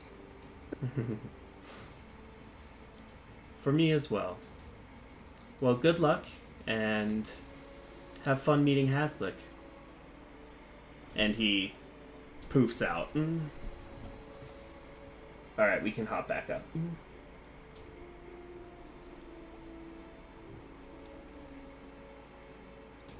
Next biggest town, like a decent one. Okay. Probably like 1,300 people in my building.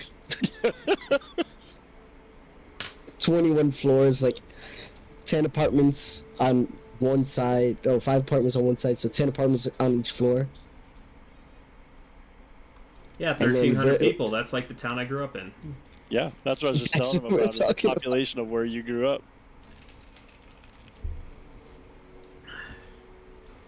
All right. Is there anything that anybody wanted to do over this long rest? During my watch, I'll sit with the ring and the staff, see if I can discern what they are. Okay. Yes. The staff. You're going to like this. The staff is a minor staff of power.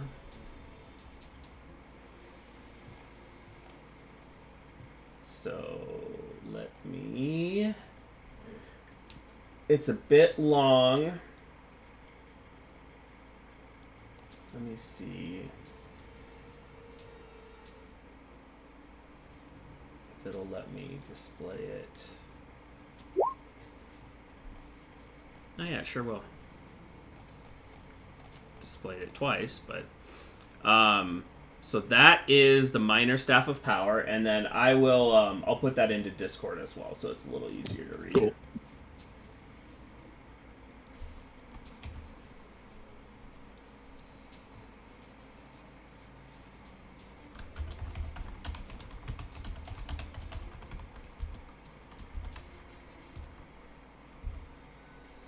Your message is too long. Of course it is.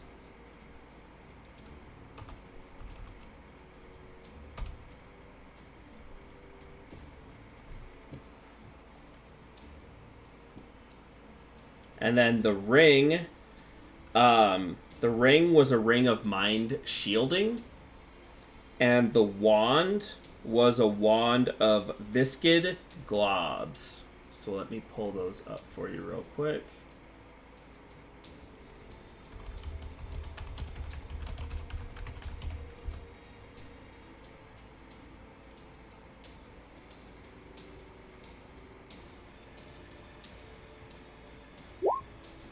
So there's the Ring of Mind shielding. And then I'll pop that onto Discord real quick too.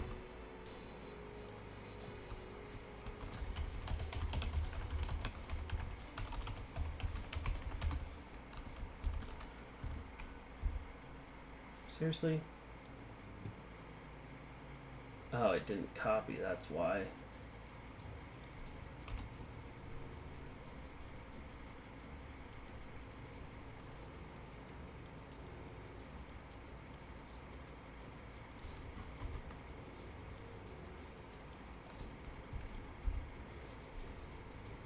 And then wand of biscuit globs.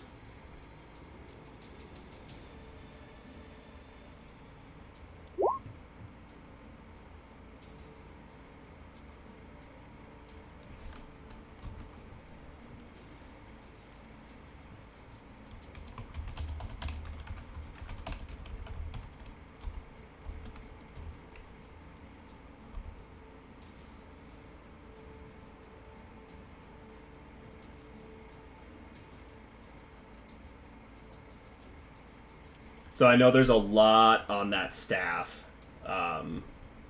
Yeah. The regular staff of power was just a little too strong for this level, so I tweaked it a bit.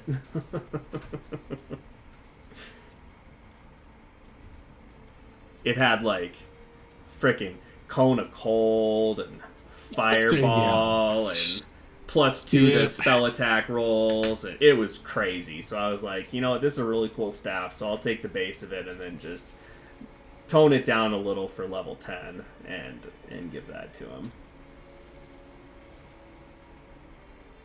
The wand of viscid globs is kind of cool though. Could get pretty creative with that. Yeah, that could be fun for somebody for sure.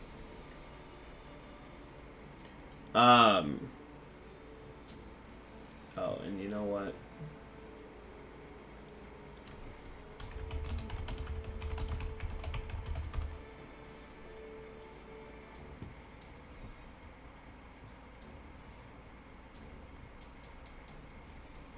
And I'm gonna say,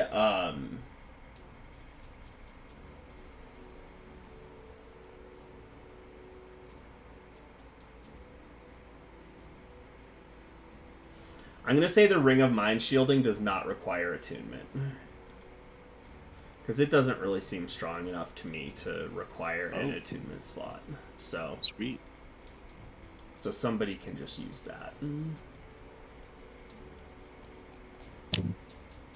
Well, during my rest, if I have time, I'm going to take my bracers off and attune to the staff.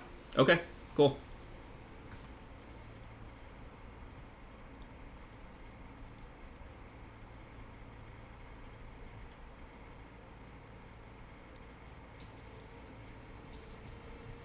And when we wake up, I'll explain the wand and the ring to the group. Okay. I don't think Ericos is interested in either. The wand he just probably wouldn't use, and the ring makes him a little bit uncomfortable with the whole soul thing. Don't know if Echo really understands either, but he'll nod and act like he does. But yeah, you guys wake up from your long rest, and you are now level 10. You feel good, but sore and battered, and you're definitely going to have some bruises and some new scars from this whole ordeal. Shortly after waking up, you guys are kind of just getting ready for the morning and eating some rations and stuff like that. A familiar voice kind of pops into the area. Oh, well, hello there. Mighty fine work, if I do say so myself. And you guys recognize this as Axe.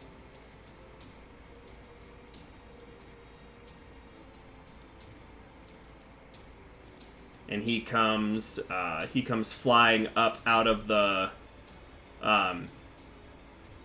he like kind of moves the sarcophagus and climbs his way up the hole, walks over to you all.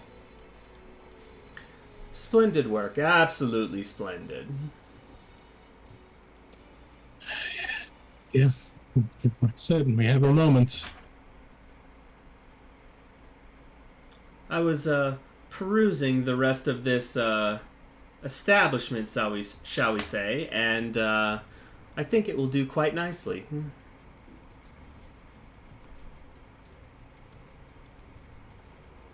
Well, as per our agreement, it's all yours, and I'm sure the GIF in the lobby are happy to negotiate with you on some things because they were looking for stuff as well. Of course, yes, I will. I'll speak with them and see if perhaps a deal can't be made. You know how I love making deals. Unfortunately, but yeah.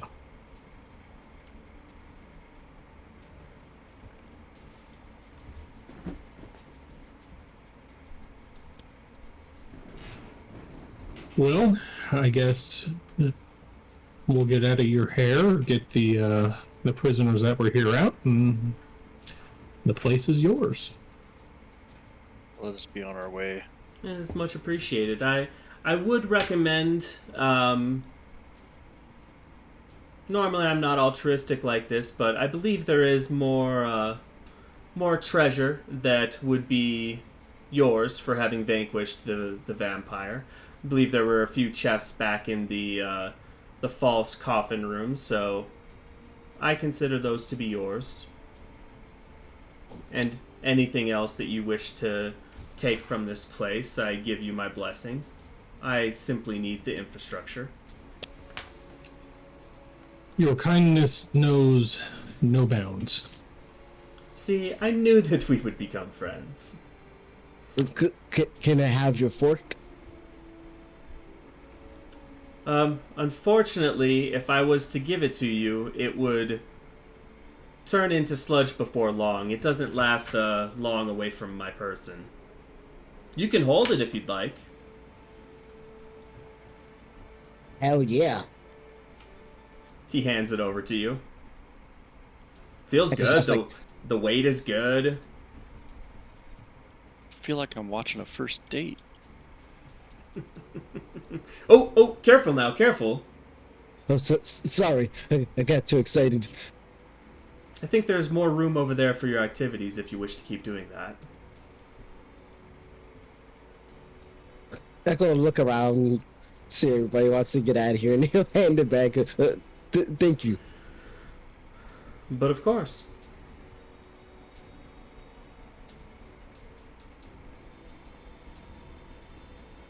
All right, let's start working our way back.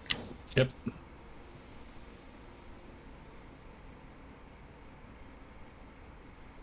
Alright, so you guys, you remove the coffin lid the rest of the way and head back down the hole. You head all the way through the underground area. You make it past the pendulums, no problem. You guys have full spell slots and stuff, so you guys can figure out ways to get across that now. If you are going to use a spell, just make sure to cross off the spell slot. But you guys make it back to the basically where the drop off is. So you've got about a 60-foot climb that you can make to get back up to the 4th level of Cervessa's lair, the throne room. But you guys have climbing gear, so if you're going to use your climbing gear, it's not going to be... I'm not going to make you roll for it, so... Yeah, definitely using the climbing gear. Okay, yeah. So you guys use your climbing gear, you climb back up. So we'll put you back in the throne room here.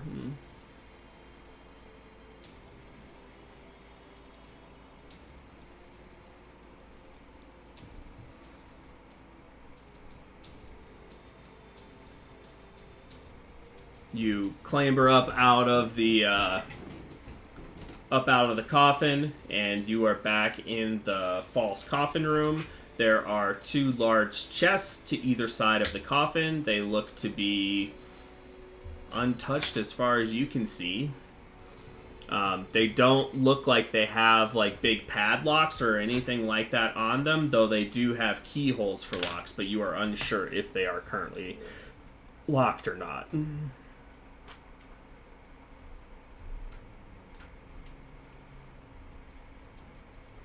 Ericos will go up to one and just see if it's locked and see if he can open it. Okay. Yeah, it is not locked. He opens it up. Okay. Inside this one, which one were you doing, the right or the left? We'll do the right since that's where we're standing. Okay, so the one on the right is full of coin. It has the equivalent of 1,580 gold, and then 65 loose platinum pieces.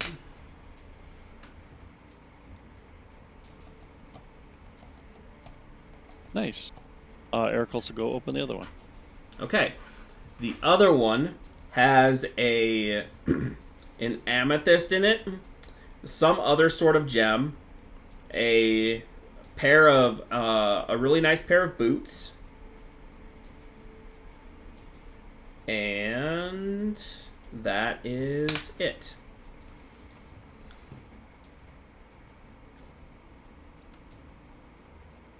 Okay.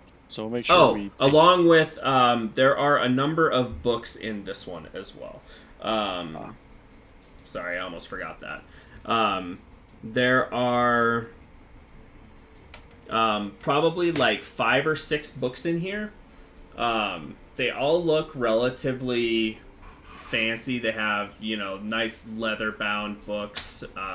They all appear to be in rather good shape.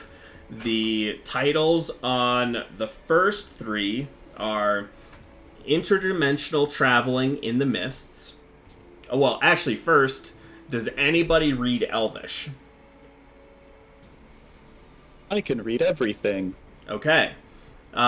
So, Lyric, you know that the first book is called Intradimensional Traveling in the Mists. And I'll put these in the treasure channel too, just so that you guys have them. The second one is Crossing the Dark Powers, and this one you notice to be in Draconic. The first one was in Elvish, this one's in Draconic. And then the third book is A Mistwalker's Guide to the Domains of Dread, and this one's just in Common, so all of you can read it besides Echo. And then the 4th, 5th, and 6th books are books that deal with spell casting. They are spell theory books. They don't necessarily have titles. It seems to be more journals and diaries of Cervesa's kind of figuring out new spells and theory crafting spells and stuff like that. So you can put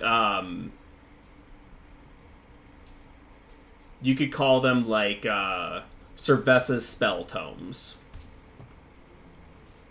So we've got Quick question on the Staff of Power. Yeah. So it says magic quarterstaff that grants +1 bonus to attack and damage rolls made with it. Are those if I made a melee attack with the staff itself? Yeah. Mm-hmm. Okay. Yeah, it's because it's a magical weapon on top of everything else. Yeah. Gotcha. So then, for my spell attacks, I just get a +1 to spell attack rolls to hit. To hit, yes. It doesn't mention. It didn't mention anything about spell save DC on this item, so it's just on the spell attack rolls. Gotcha. Sounds good.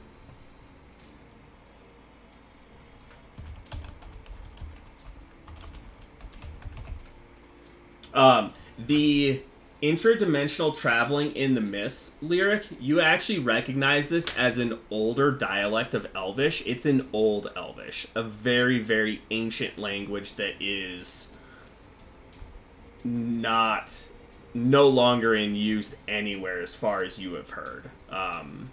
So this seems like is probably a very, very rare book, being that it is in a language that really no longer exists. I think these will be very good to look through later.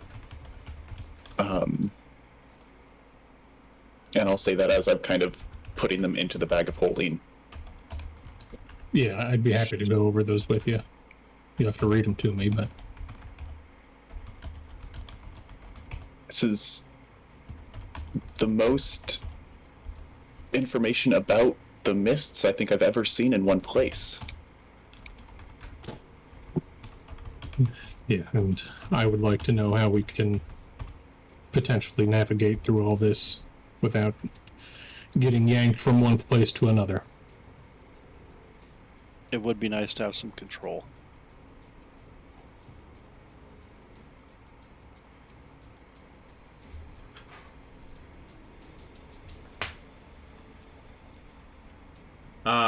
And just to make it, oh, and then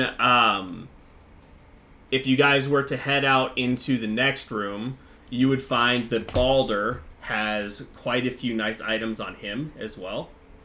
Oh, we're definitely stripping that bitch. Yeah, he has some kind of chitinous looking studded leather armor that looks really nice and kind of interesting. He has a rapier that is extremely well made, extremely sharp, as well as a battle axe that is, looks extremely well made as well.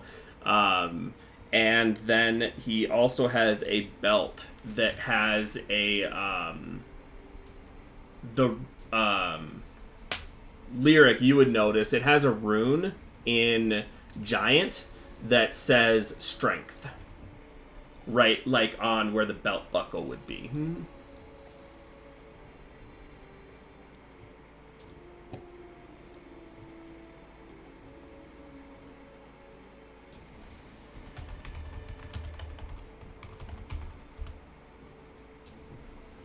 Okay, let's see.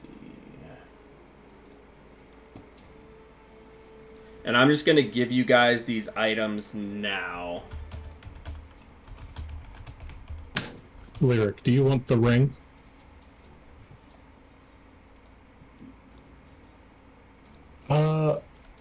I would take it, because we said it doesn't require attunement. Right. Being able to go invisible when you want isn't a bad thing. No, it makes the ring invisible, not you. Oh, it makes the ring invisible? Yeah, you can make the ring invisible, not yourself. Never mind. Yeah, if it could make you go invisible at will, it would definitely require attunement. That would be nuts.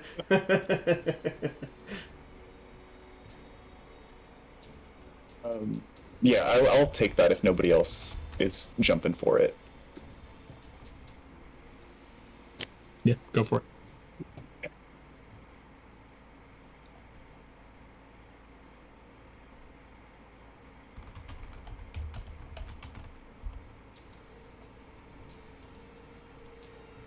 Okay.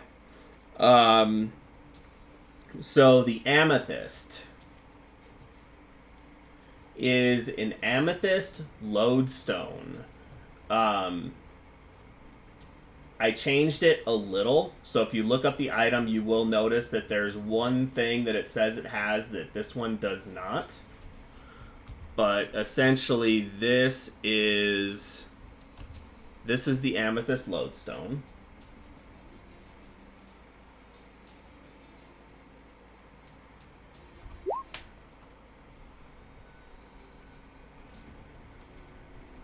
And this does require attunement. So I'll throw that.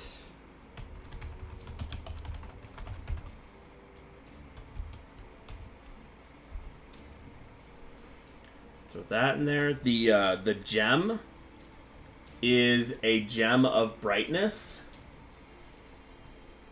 I don't know if you guys have one of those yet or not, but... I think we had something else that made light, didn't we? Oh, come on. I feel like we had mouse. something, but... Did you guys have like a drift globe or something? I think that's what it was. Yeah. Well, this one does some additional stuff in addition to light, so... Like, you can use it to, like, blind people, I think.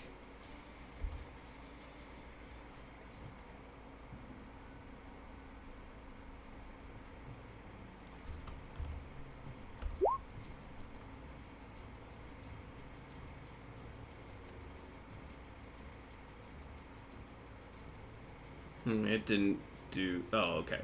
It did it up above. That's weird how it cut it off there. So that's the Gem of Brightness. The boots are boots of levitation. So while you wear these boots, you can use an action to cast a levitate spell on yourself at will.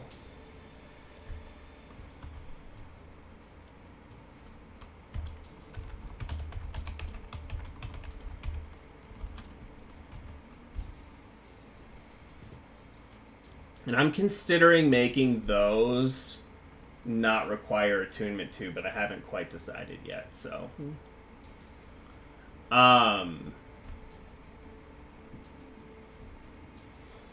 The studded leather armor is formed from black chitin, beneath which veins pulse and red sinews glisten.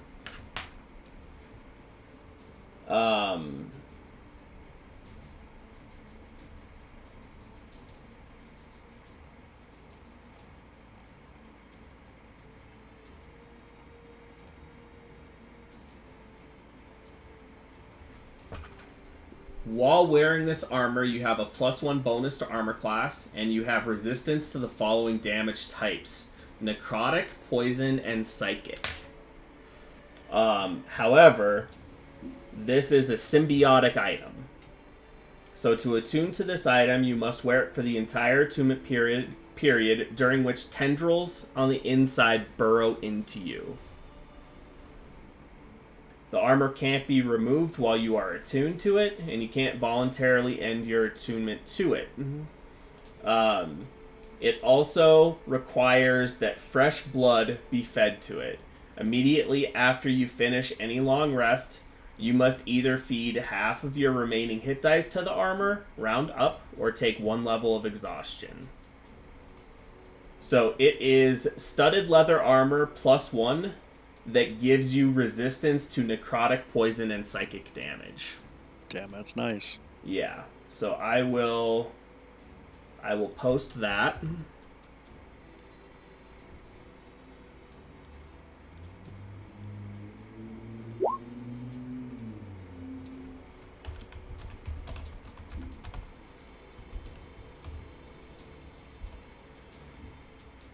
The battle axe is a battle axe +2.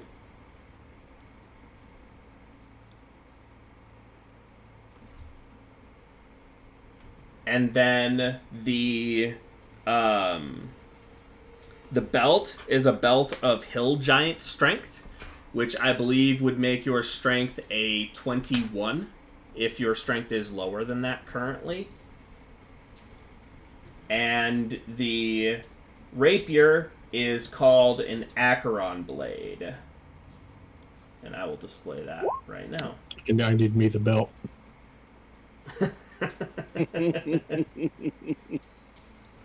Super buff, just like straight jacked. Go from 7 to 21 or whatever it was.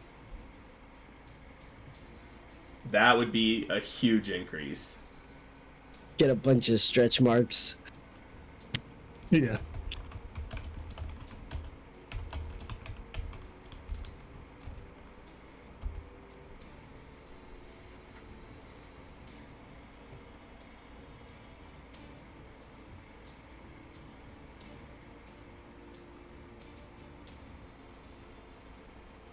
And I believe that was everything.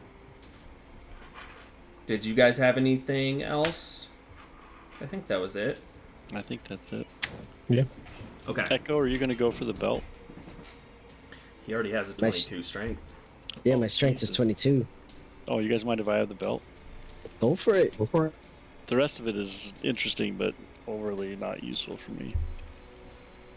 I'm currently so strapped for attunements right now. That's that, the problem.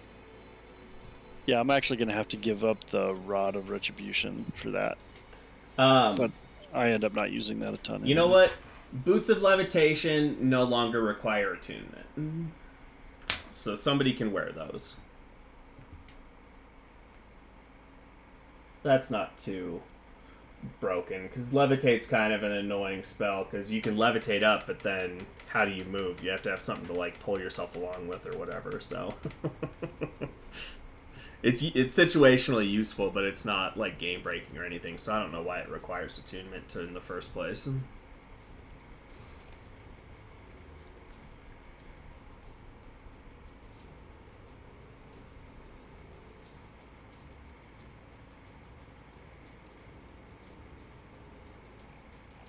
I think Echo's good.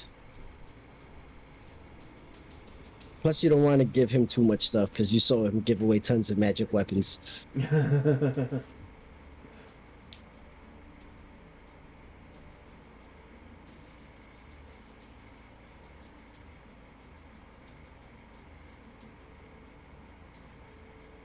Boy, that armor's tempting.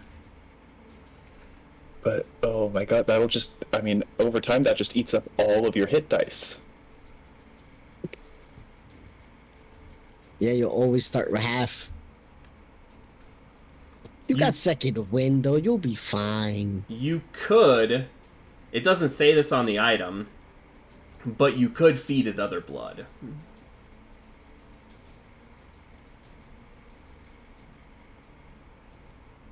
I would allow you to feed it other blood.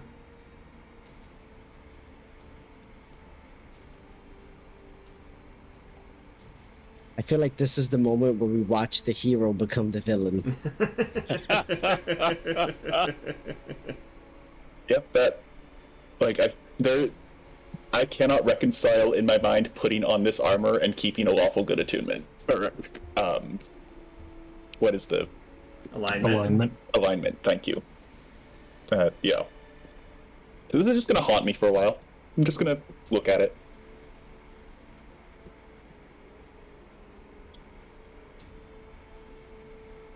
Does anybody else want those levitating boots? Go for it. The only reason Eric goes is interested is because he almost fucking fell recently. Did you? Otherwise, he wouldn't even think about it.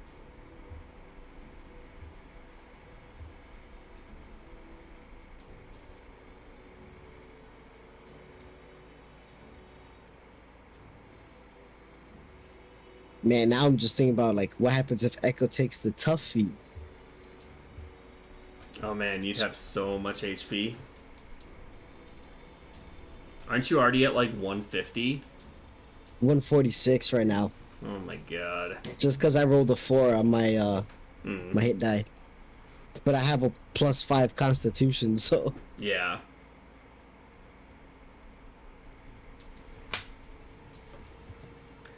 Alright. Anyone That is all want the the treasure. lodestone? I just don't have space for it. Is that one attunement? It is, yeah.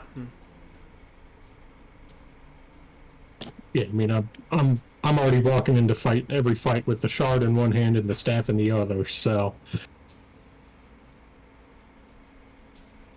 Yeah, because the lodestone has 6 charges, and you can use the charges to do a bonus action for the power of flight for 10 minutes, or you can use an action to push a target 20 feet in a direction of your choice.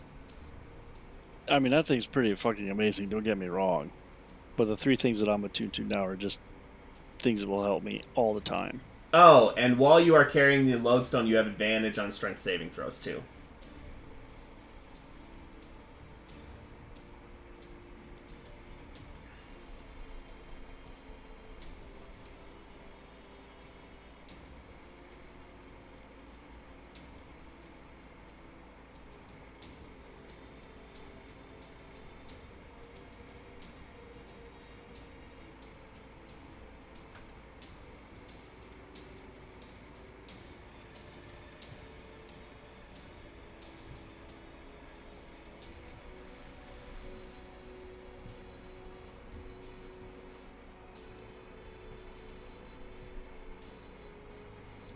and just to make sure I'm not not making myself too strong on the saving throws, with the Robe of Stars bonus to saving throws and the minor staff of power saving throw bonus, do they stack on each other?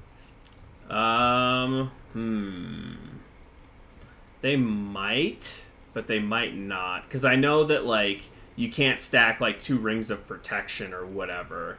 Right. So I'll look into that and I'll let you know. Oh, I Sounds good. also have a ring of truth telling somebody can have if they want it that I can't use. Is it attunement? It does require a 2. Okay. Yes. I know, it's just slots that nobody has anymore. And that's not, I mean, that's handy occasionally, but compared to the other stuff we're getting, not so much.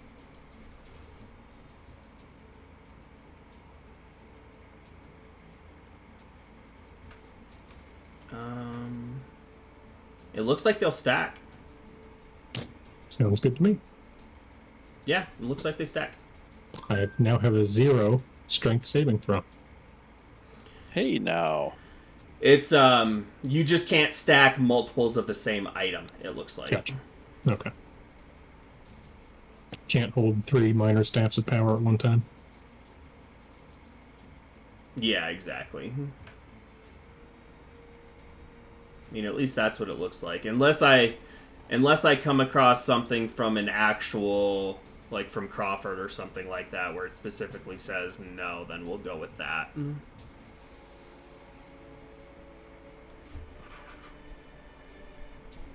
I'll be right back. Carry on getting out here without me. I'll be just right back.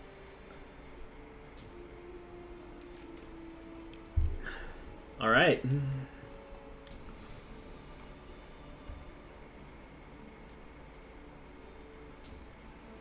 All right. I think I'm good to go.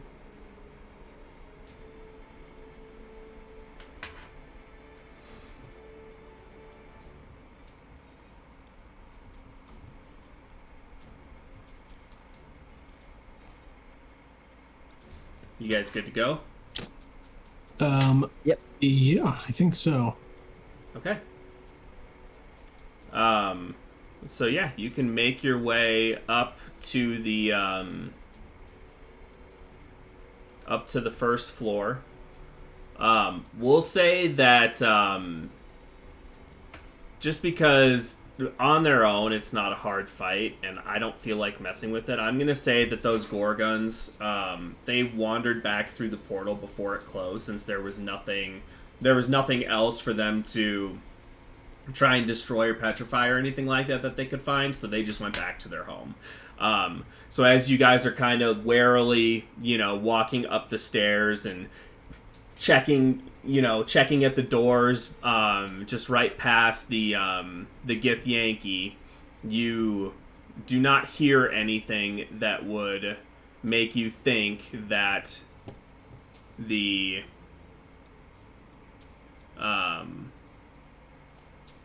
Gorgons are still alive or still there.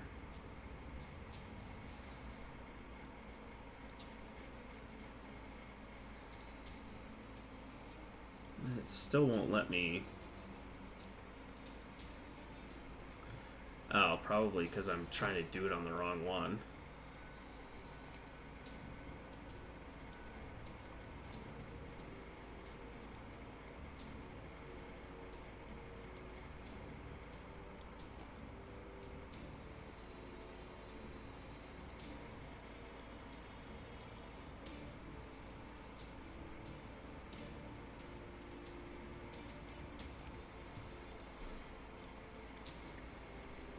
Alright, so you guys are back on the first floor.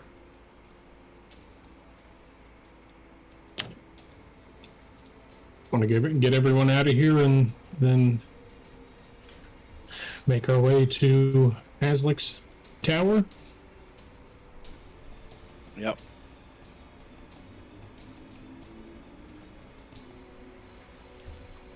I think I should be able to escort the survivors toward Romuli, if you all have other business to attend to. Yeah, that sounds good.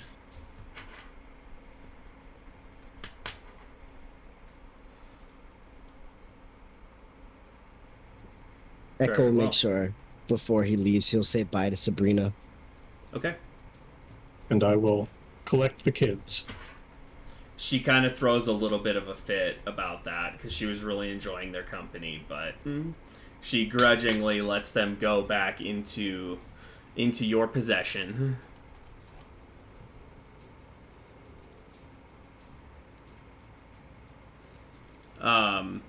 Okay, so you guys send the survivors off with. Did you guys want to talk to the Githyanki at all on the way through? Or did you not really have anything to say to them?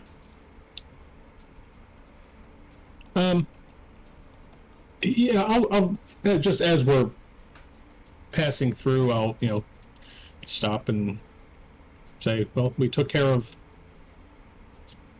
the vampire problem. Though we promised the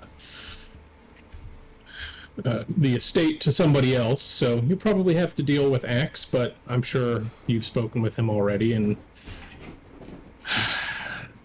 amenable enough he seems to be.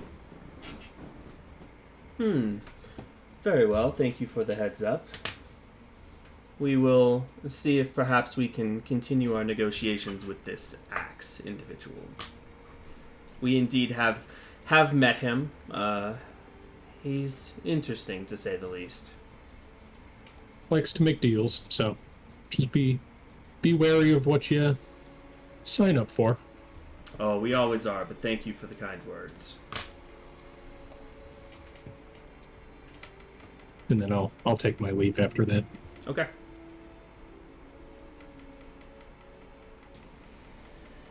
Okay, so you guys get the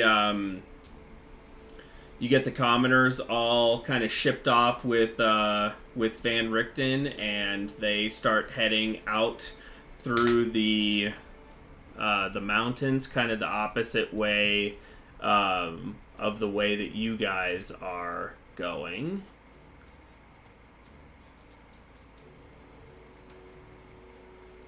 They kind of head north, as it's just it should be a fairly short jaunt over to Rami Life for them.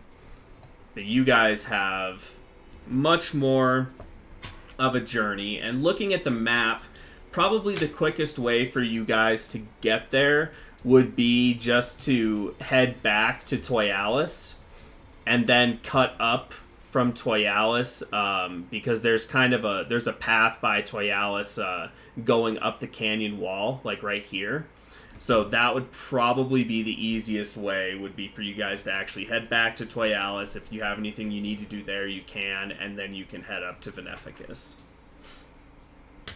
If that's what you guys want to do, of course. You can go wherever you want, but...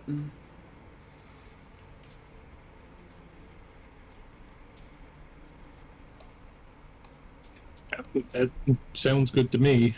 Yeah, I've got no other ideas. And Honestly. we told the Lacuna is bad, so skirting that is what Oz would want to do anyway. Yep. Okay. Yep, same here. Echo will probably try to get another jar of pickles or something. So you guys are just basically gonna take the same way that you came. You're just gonna follow that path back. Yeah. Okay. All right. Let me roll some stuff. Okay. So you guys make it. We'll say that right when you guys are setting out, it is daytime. You're not sure exactly when the last darkness was, but it is currently daytime. So you travel for about 8 miles. It takes you a little bit longer at first because you're heading through the mountains and everything like that. But you're going down, so it's not as slow as coming up, but it still adds a little bit to your travels because it was about a mile or two through the mountains that you guys had to traverse, and then you had to go through the foothills after that. So 8 hours would probably, or 8 miles would take you guys probably like, what's it normally, 3 miles an hour? So it would probably take you 4 hours to get that with the extra time from being in the mountains. So it's at about midday, as best you guys can guess, when you kind of reach the point where you can start skirting the mountains down to get to the Alterity River. Okay. Is that what you guys are gonna do? Yep. Okay. Yep. Okay, so about another hour will get you to the top of the cliff leading down to the Alterity River.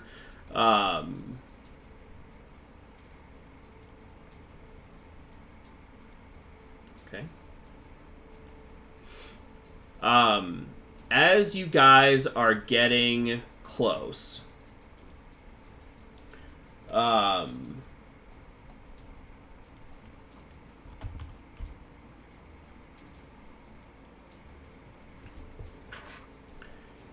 Ericos, you see kind of off in the distance, kind of over here, maybe a couple of miles up in the sky, something flying, and it looks like it is heading towards you guys.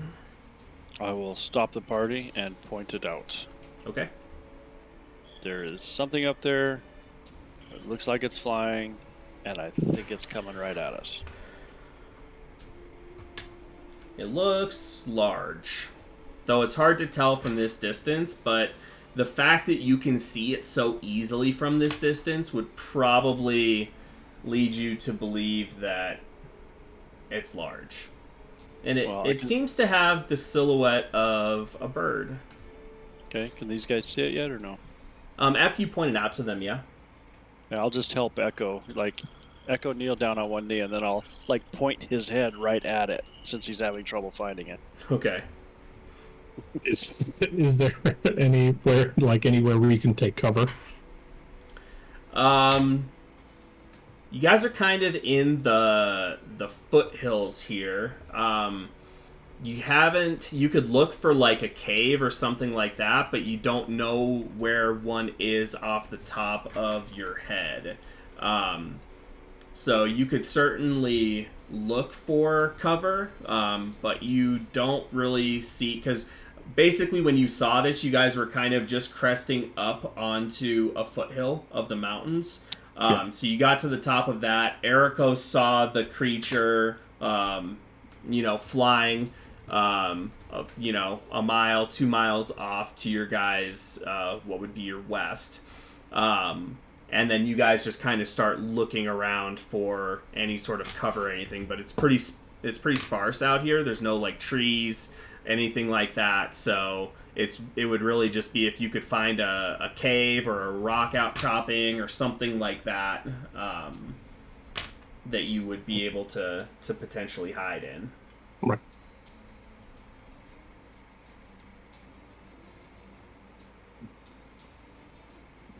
Well, do we want to see if we can find cover really quick? Or do we just want to hope it doesn't see us? Let's see if we can find cover quick.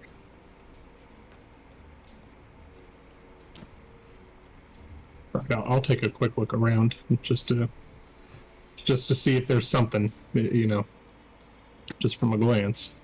Okay, so if you're just looking around from where you are currently, I would say it would be a perception check. If you're going to use like the clues of the topography and everything like that to try and see if you could locate, a cave or something that would hide you guys, that would be more of a survival check. But if you're just doing a quick glance around to see if you see anything, it would be perception. I'll go with the survival. Okay. To see if I can find something more specific. Okay, yeah. Holy shit. You are pretty certain that you see about a quarter of a mile away, you swear you see a cave, kind of like just up in the foothills a little bit more. You think that you can probably, if you guys were to like sprint, you think you might be able to get there before this thing gets to you. It looks like it's moving pretty fast, and obviously it's flying. So you're guessing it's probably quite a bit faster than you guys, but you know, assuming it doesn't see you at first and really turn on the jets, you think that you guys could probably make it to that cave before whatever this is sets in on you. I think there's a cave over there. I don't know if we would just make a break for it and try to get some cover, or, you know, again, we can just... Ericos will just say run. All right. Okay, so you guys are running? Yeah. All right. Lyric, are you staying with the group, or are you going to sprint ahead and try to like scout out the cave before everyone gets there to see if it's a safe place to be? Because I know you're quite a bit faster than everyone else in the party. I'm going to stick with the group. I'm more concerned about the flying thing. Okay. All right.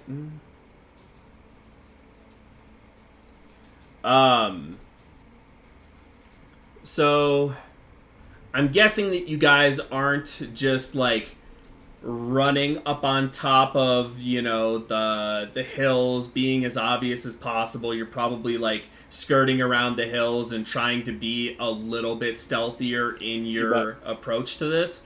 So I'll have you guys roll stealth checks with disadvantage since you are sprinting. But it's at least something to try and keep you from the eyes of this thing. Disadvantage twice. Yeah, I mean, it's just disadvantage once. Holy shit. Okay. Wow, Ericos. You know it's a bad day when Ericos gets the best stealth roll by like double. What the hell's happening right now? Yeah, so you guys get about halfway there when you hear just a loud bird sound. And it appears that this large bird has now seen you guys and is, you know, kind of dive bombing right towards you. It is probably about half a mile away, and you guys have about an eighth of a mile to cover. So it is 4 times faster than you. And you guys are essentially... what would it be? 2.5. Yeah, it's going to work out to where you guys are getting to the cave probably right about the same time that this thing is getting there. So what I am going to do, because you guys are at an eighth of a mile, it's at half of a mile. So that's a difference of, you know, 4 times essentially. And since it's 4 times faster than you, you guys are going to get there at about the same time.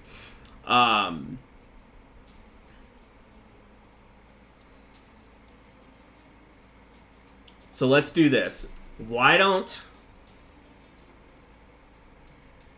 one of you roll initiative for the party, and I will roll initiative for the creature, and that will determine whether you guys just barely manage to make it into the cave first, or whether this thing is going to kind of get an attack on one of you. Now that you guys can see it, this is a monstrous bird.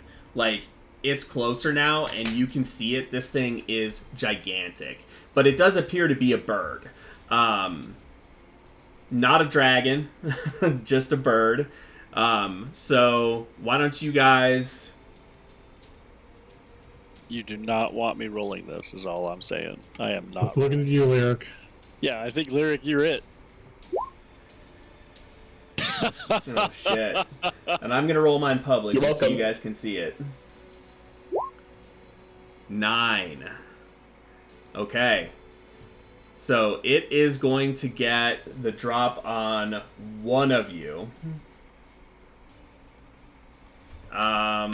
Let's just roll a d4. Going in the order of Lyric, Oz, Ericos, Echo.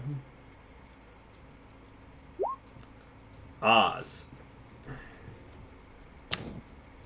Yeah, that's about right. Yep, Of that is course. about right, huh? So maybe you stumble just a little bit, Oz, and everyone else kind of makes it into the cave, but you're just right at the lip, and this thing comes swooping down with a talon to try and grab you. And I'm just going to roll these in public. 29 to hit. I saw the 16. I was like, oh, I can do. Yeah, that's fine. Yeah, 29 will hit. Okay. So you take 24 points of slashing damage, and you are grappled.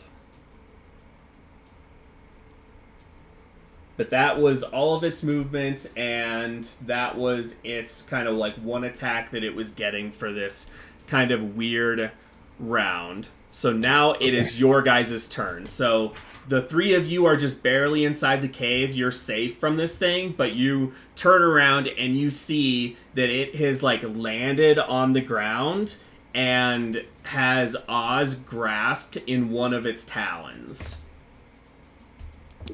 I will Misty Step out of its talons. Okay, so you're just Misty stepping into the cave? Yep, and then I will whip around and throw a firebolt in its face. Okay. Yeah, go for it. 17. I was actually going to say Oz is probably the best one this could happen to because he can get out of it. 17 will hit, so 14 damage. Piss off, bird.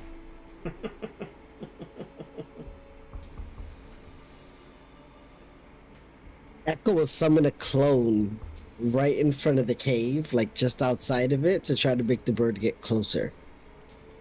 Okay. Is anybody else doing anything?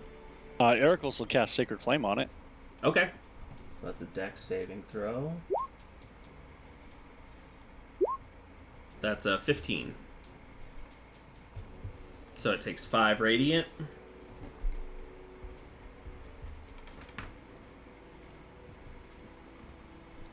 He'll shoot at it. Okay, yeah, go for it. Yeah, those both hit.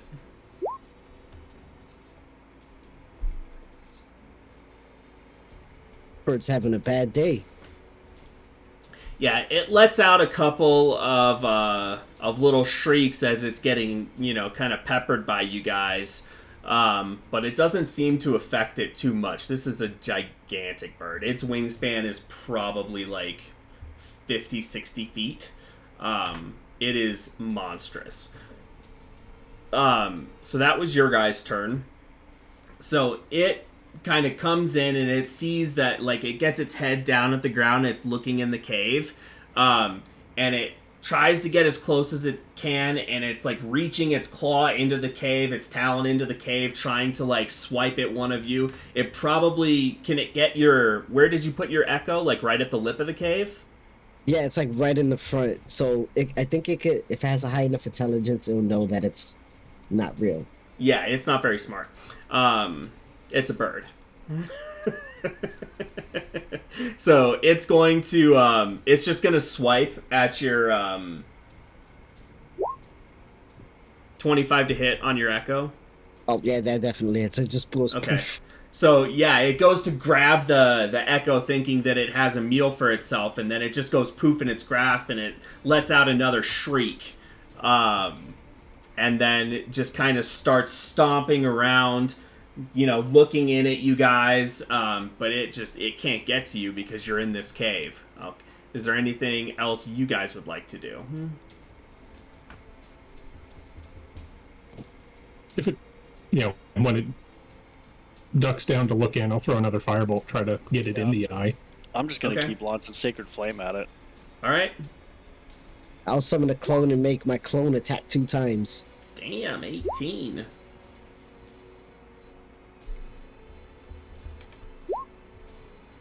Oh no. Oh no! What the fuck? Clone knew it was doomed and didn't even. Your clone was try. scared it was going to get stomped on again. Yep. Your clone's a quitter. It's a 24 on the dex save, so.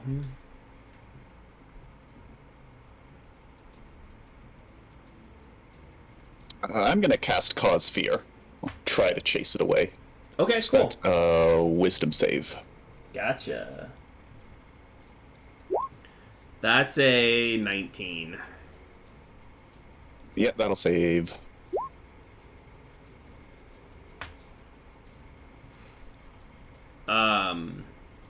Alright, so that's your guys' turn. Seeing that it's just getting peppered by attacks and spells and stuff like that, it takes back to the air.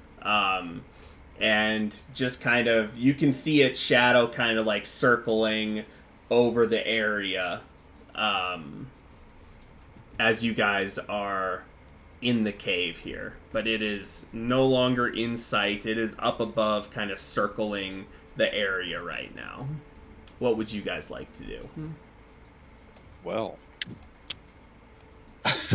Yeah.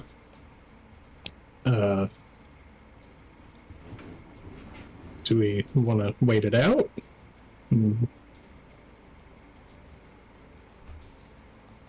well, we've been traveling for a while already. I mean, we could go further, but maybe this is a good point to take a rest. And it almost did half my health pool, but that's just normal for me.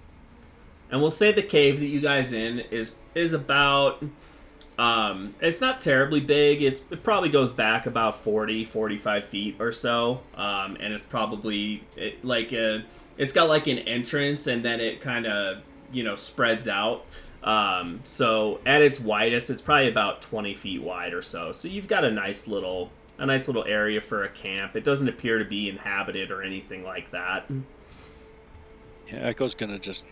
He had forgotten that Oz is kind of bloody. He'll cast a cure on him just to be safe. Okay. 14. Thank you.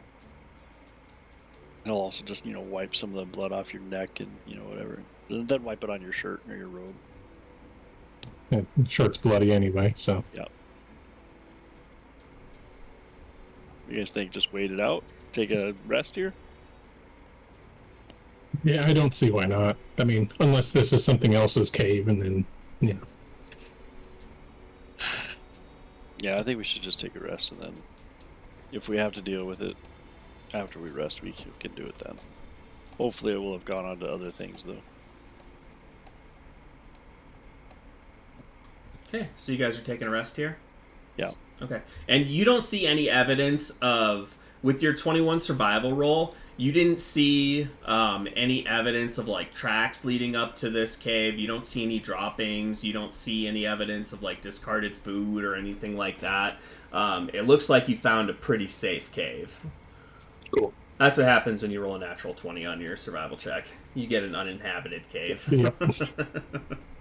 And when I roll a 99 on the D100, you get a rock. Jeepers. Question: Can I re-roll for Echo's Horns of the Giant King to see if I get a 4, so I could be a large token? No. No, it only works once per person. Sorry. It's all good.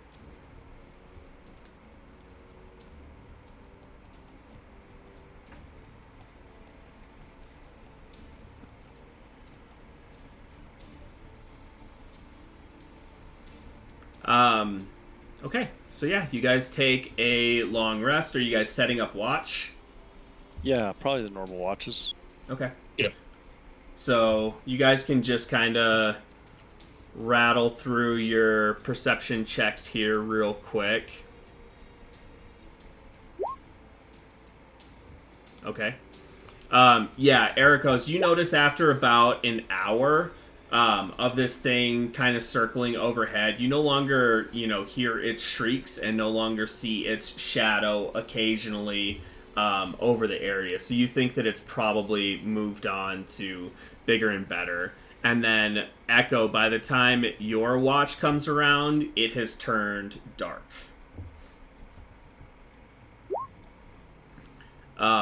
Oz, your watch begins, and again, it is dark. Nothing. Oh, let me actually roll before I lie to you. Nothing out of the ordinary happens. Nothing seems to bother you guys.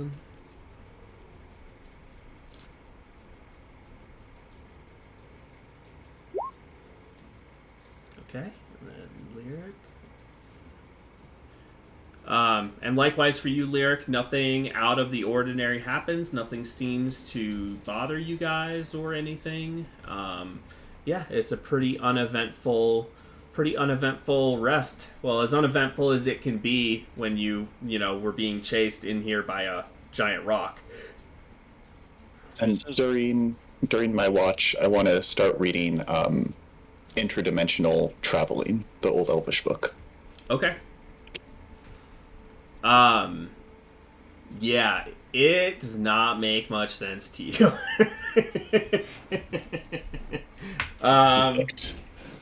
Let me see.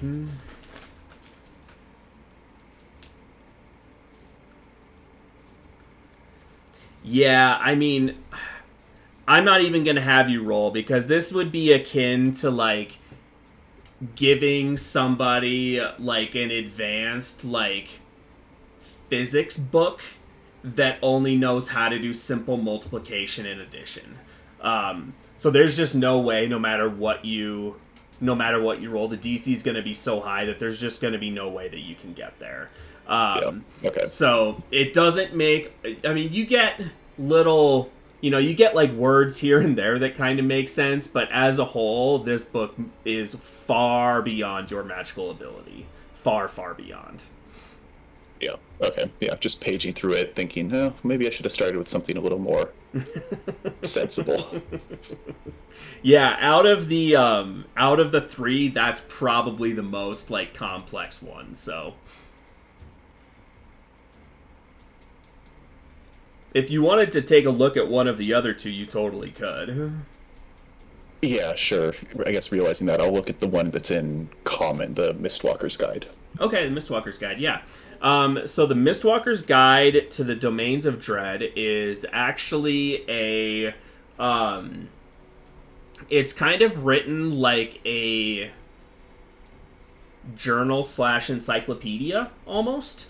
It appears to have... it appears to be an individual's attempt to... like summarize and mark down the differences between the domains, what the domains are called, who's in power there, what type of people live there, what the general like tone and everything of that domain is. It's just a lot of information like that. So it goes into a lot of detail on some domains, not as much on others, where they might have just maybe passed through and just kind of gotten surface level stuff. But there's quite a bit of information on there about the many domains in Ravenloft.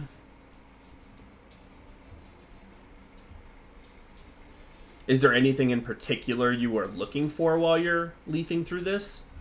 Yeah, I would look at specifically if they've written anything about Haslin then. In terms of like, especially like the magical effects around us, and I guess just any new information about Haslin. Okay. So yeah, the individual who wrote this book, and we'll call him Imeldi.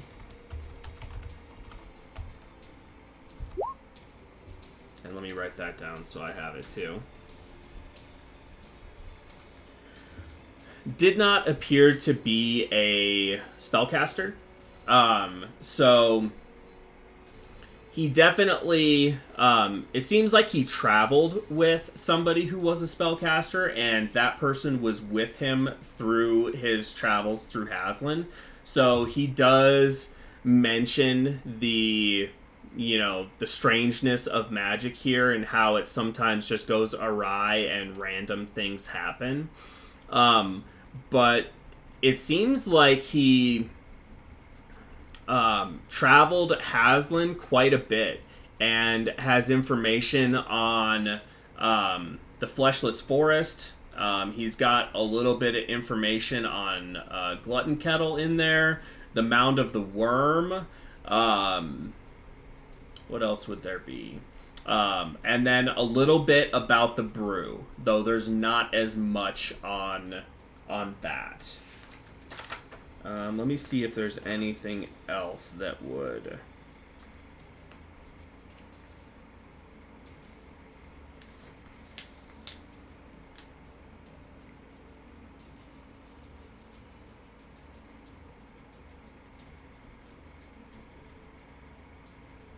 Oh, the brew, and then there is a little bit on Moonstone Valley as well.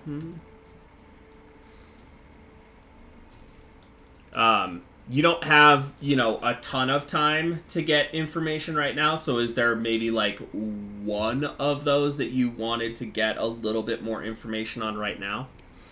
Yeah, well, since we're going to pass by the Fleshless Forest, let's learn about that. Okay, so the Fleshless Forest is a very scary and dangerous place. It is inhabited by Gorgons, and everything that goes into this forest is subject to turning to stone. So every plant and every creature within this forest, besides the Gorgons that roam its lengths, is stone. Every single plant, every single creature. So it is just a, like a stone crypt, essentially, of just figures and plants and things like that. Not sure what causes it. He has a note in there that he heard from one of Haslick's apprentices that it was magic gone awry, that somebody was attempting to, like, mass cure some people from petrification, and it backfired, and instead the petrification kind of seeped into the very land itself and created the Fleshless Forest as it is now.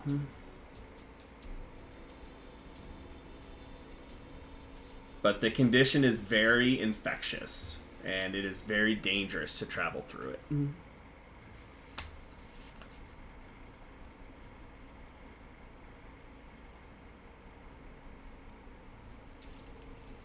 Right, sounds good.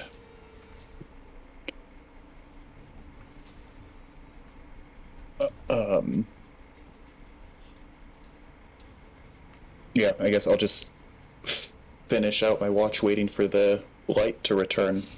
Okay. Yeah, so your watch would technically be up probably about an hour and a half before the light comes up, but you can wait to wake people up until the light comes up if you want. That's totally fine. I'm sure they would appreciate the extra rest after the ordeals that you guys just went through, so... Yeah, get us back on a normal schedule. Yeah. Yeah, as soon as we wake up, Eric also mentioned that he was pretty sure during his watch that that bird had flown off, or at least left the immediate vicinity. Still be careful and keep an eye out, but we should be okay. Sounds good.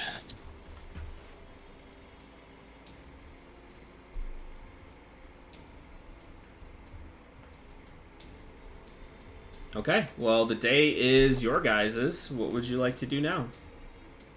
You want to continue on? Yep.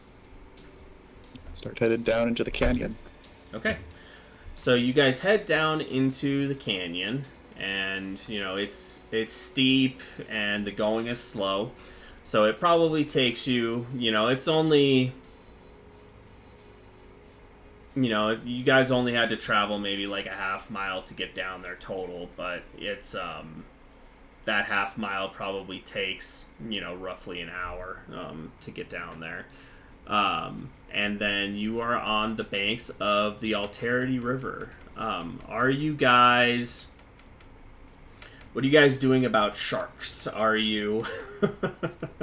the sharks that you guys ran into last time, are you doing anything different to try to not attract their attention? Are you, walking as far away from the river as you can? What's the order of business here?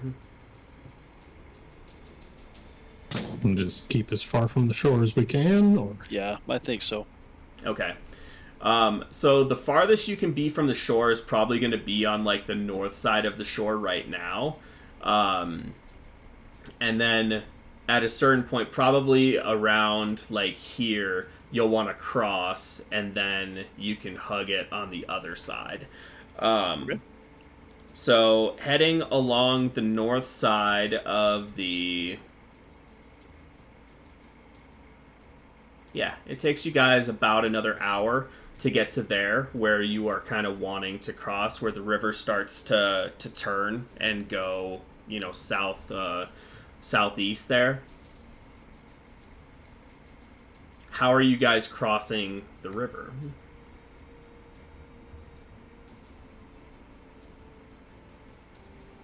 How wide is the river here? The river's probably like 40, 50 feet wide here. It's a fairly big river.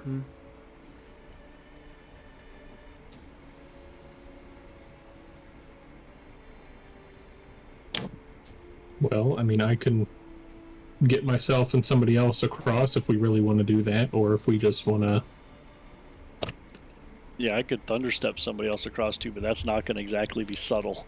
Did we lose the boat? Do we still have the folding boat? The boat? Yeah, I guess we do. I'd forgotten about the boat. I'm telling you, best purchase ever. Mm-hmm. Well, besides the brickle. Or the jar of pickles.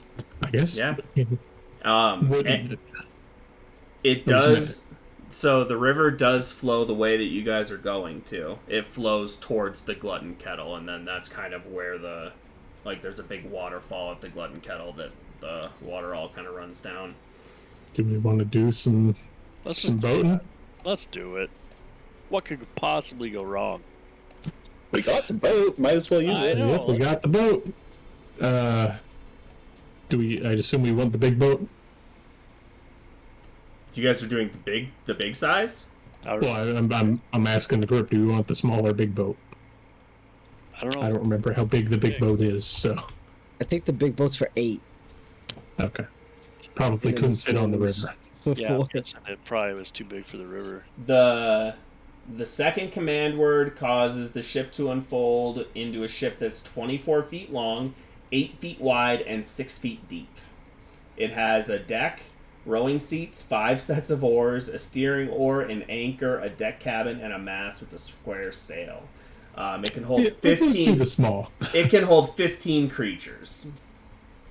So you guys might not be able to even man that much boat with just 4 of you not really having sailing experience. Let alone navigate turns. Exactly, yeah. So the small boat is 10 feet long, 4 feet wide, and 2 feet deep. It has a pair of oars, an anchor, a mast, and a little lateen sail. And it can hold up to like 4 or 5 medium creatures comfortably. So I think that one would fit you guys really well.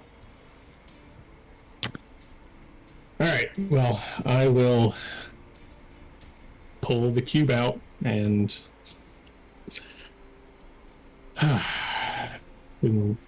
Magellan, and I will kick the cube into the river as I say that, so that it's on the water. Okay. Yeah, as the cube quickly unfolds into a boat. And yeah, you guys have a boat on the Alterity River.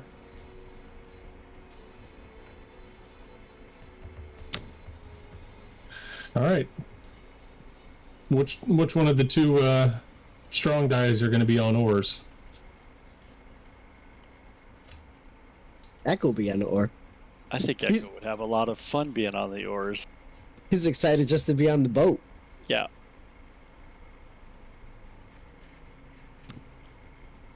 Just make sure you don't get us going too fast. So we want to make sure we can make turns. Okay, so you guys setting off? Yeah. Okay, cool. So yeah, this is going to speed things up considerably because this is going to travel with the current. It's going to travel faster than. I technically don't know which way the current runs, but I'm just saying it runs this way. So It makes sense that it would all go to the Glutton Kettle. yeah, that's what I was Yeah, thinking flowing too. out of the mountains. Yeah, that was my thought as well.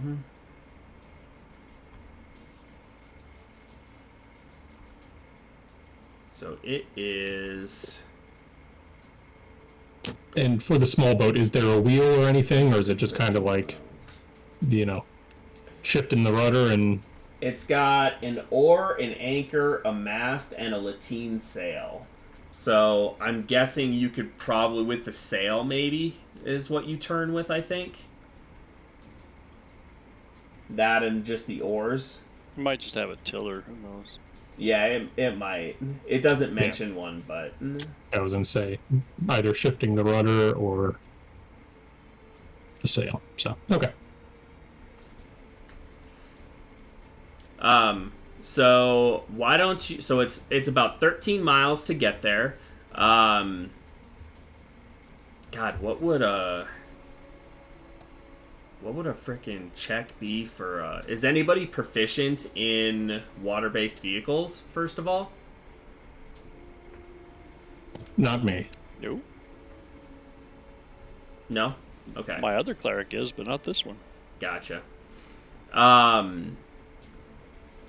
So I guess just make a survival check, Echo, to see how well you can navigate this thing down the river. I'll give you advantage. Oh, that's fine. Yeah, you guys make good time. Echo seems to... He catches up a pretty good pace, but he's also really good about...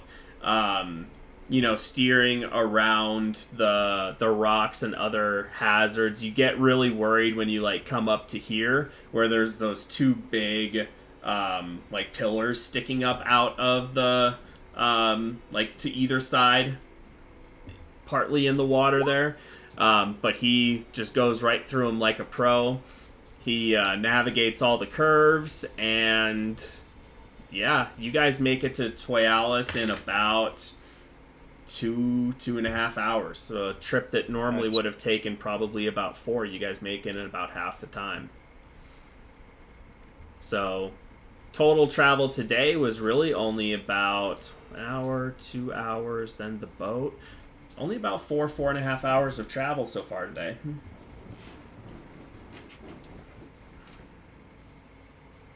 So it's still the middle of the business day when you guys get to Toyalis. I need to pick up some more rations before we head out. Okay. And once everyone disembarks, then I will say zip it and collect the boat again. Okay.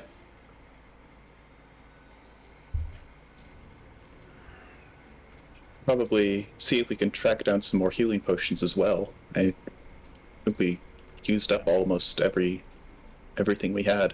Yeah, I don't have any more on me, so... Yeah, I'm out as well.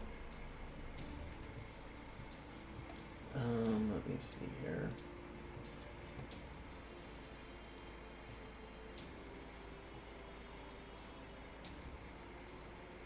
I got 69 gold pieces. Nice.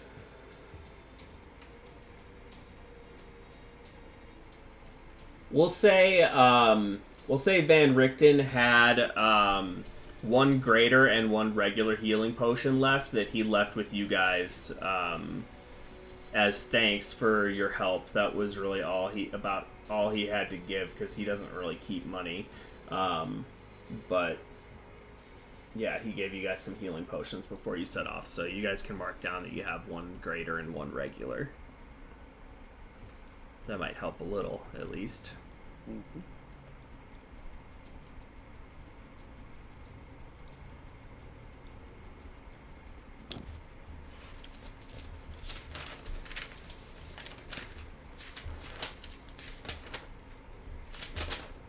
But yeah, you can grab rations, no problem. I think they're what, like 5 silver each. Yep.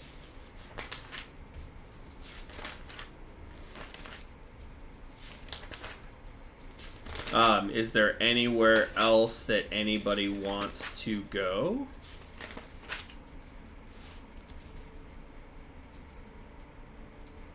Echo's gonna grab 20 rations, so 10 gold pieces worth. Okay.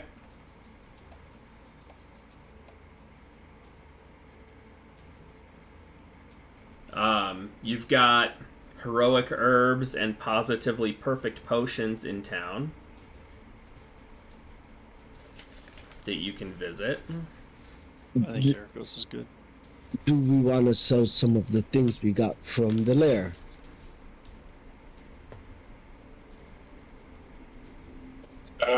I guess it depends on what everyone thinks that we don't need. Or maybe it's best not to keep Haslin waiting. Yeah, I would say that we don't want to spend too much time.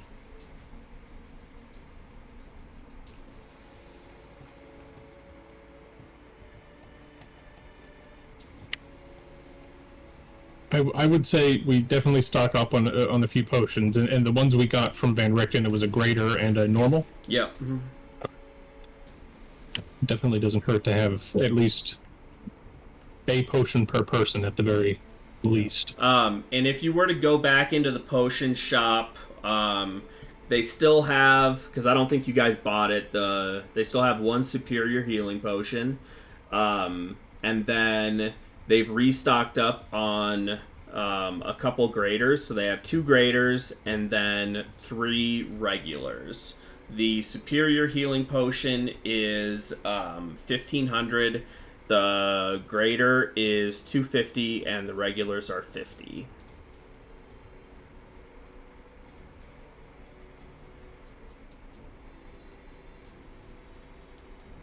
If you guys wanted to get anything.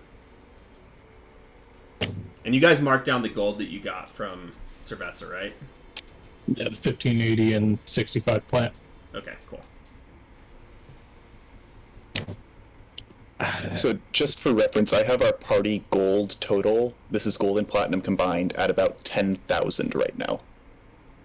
So we can buy everything.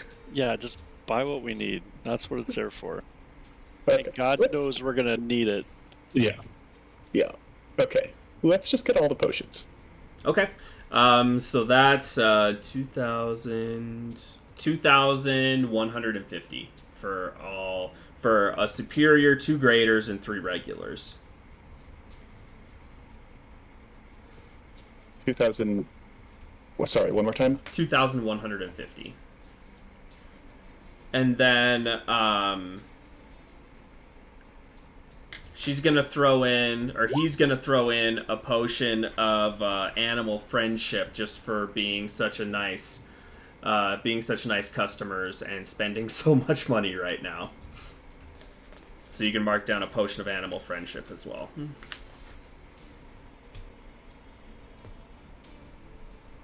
And it was a superior, greater, and It was 2 normal? It was a superior, 2 greater, and 3 regular.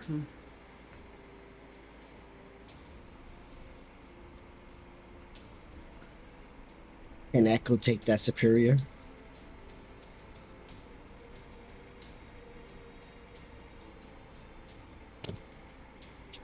I'm fine with it.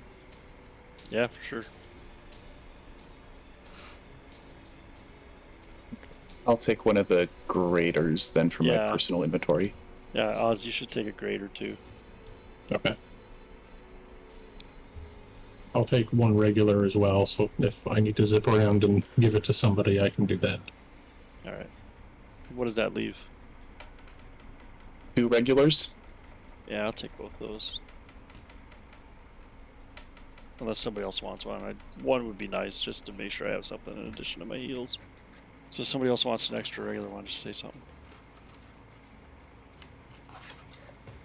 Yeah, Echo feels that it'll be better for like Lyrica Oz to have one of those just in case. Yeah.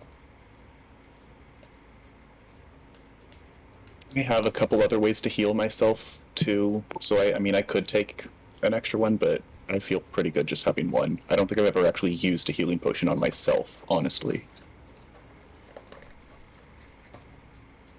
Okie dokie. I mean, I guess, maybe, I know it would be a drop in the pool for you, Echo, but yeah, maybe having an extra wouldn't hurt, but I could take it just in case if one of you guys go down, like what I did with Aracos. sounds good. Yeah, that was pretty amazing, by the way. I couldn't just let you lay there.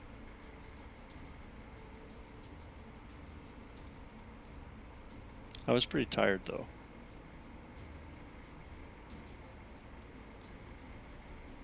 And based on the map, so there's that kind of gap north of Toyalis between, the Fleshless Forest is on the left, and then there's, forest on the right of the gap. Is that also part of the Fleshless Forest? No, or... that's just a forest. Okay, gotcha. Yeah, the Fleshless Forest ends right there.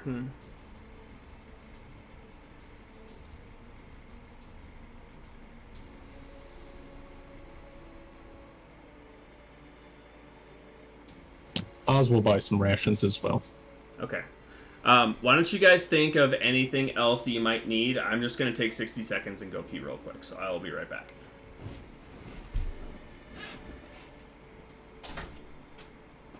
Yeah, I don't want to just give our magical stuff away, but I don't know when we're ever going to use some of it. We have so much stuff.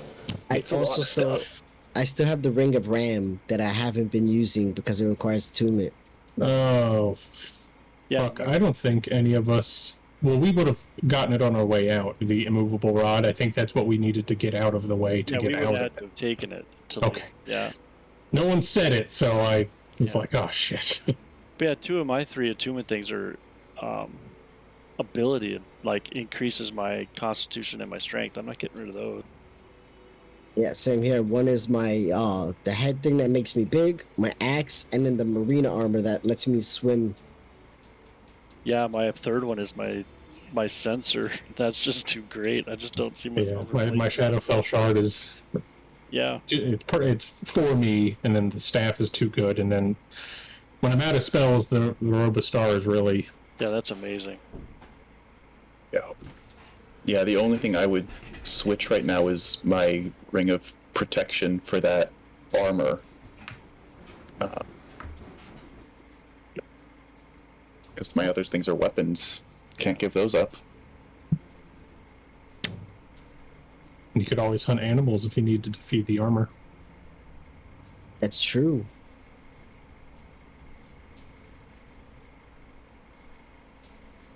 Start trying to feed it like tree sap. See if you can wean it off blood. It's like, go vegan, bitch.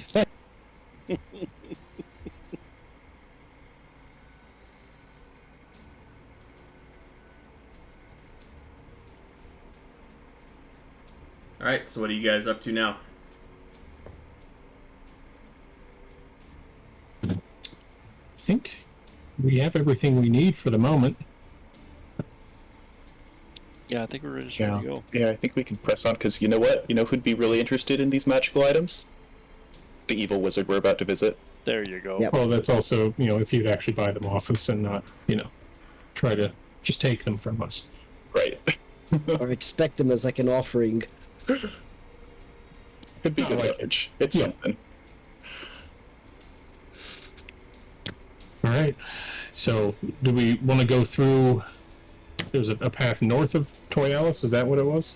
Mm-hmm. Yeah, just kind of north along the cliff. There's kind of like a switchback cut into it, so that people can head up, and then like the apprentices and stuff like that can get down into Toyalis fairly easily. So Gotcha. yeah, and then there's not a like a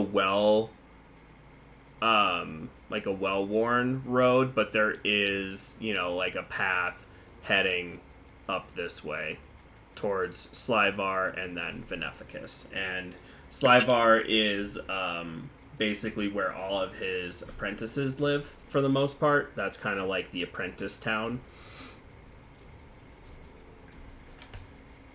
Oh, that'll be interesting.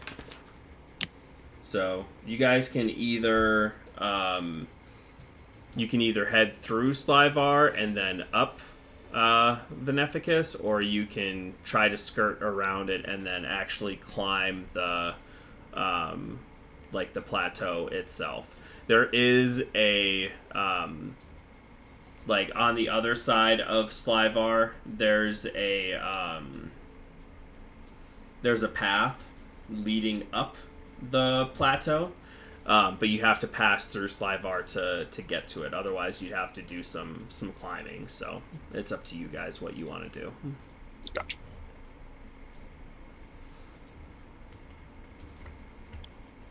Well, I guess let's at least make it to Slyvar first. Yeah.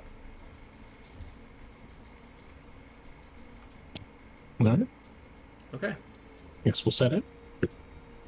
Alright, so if there's nothing else, you guys set out.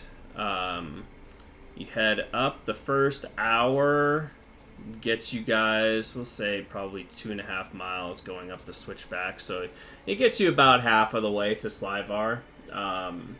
So you guys reckon you probably have about another 2 hours or so of light left in the day today. After your shopping and the other travel that you guys did and everything like that. Nothing accosts you guys when you pass by the Fleshless Forest. You do pass pretty close to the Fleshless Forest, and it is kind of a chilling sight. You can see all of the trees are kind of frozen, solid at odd angles. You can see what appear to be statues of people on the interior, animals, full-grown elk just frozen solid. Everything in there is just completely unmoving and made of stone, seemingly. So it's kind of a grisly sight. You guys don't see any gorgons, but luckily. But yeah, you guys pass by the forest, keeping the regular forest on your right-hand side, and nothing seems to bother you guys. So the next hour goes by, and that will see you, actually in about a half hour, you guys make it to Slyvar. So you can see the city. It's maybe a little bit larger than you were expecting, but it's set up against the bottom, kind of the base of the foothills of this plateau. So there's lower kind of mountainous little hills and stuff like that, and then there's the large central plateau that Veneficus stands on and just towers over everything. And it looks like an actual town, buildings, things like that. It's not like a... Okay. Yeah, it looks like a town.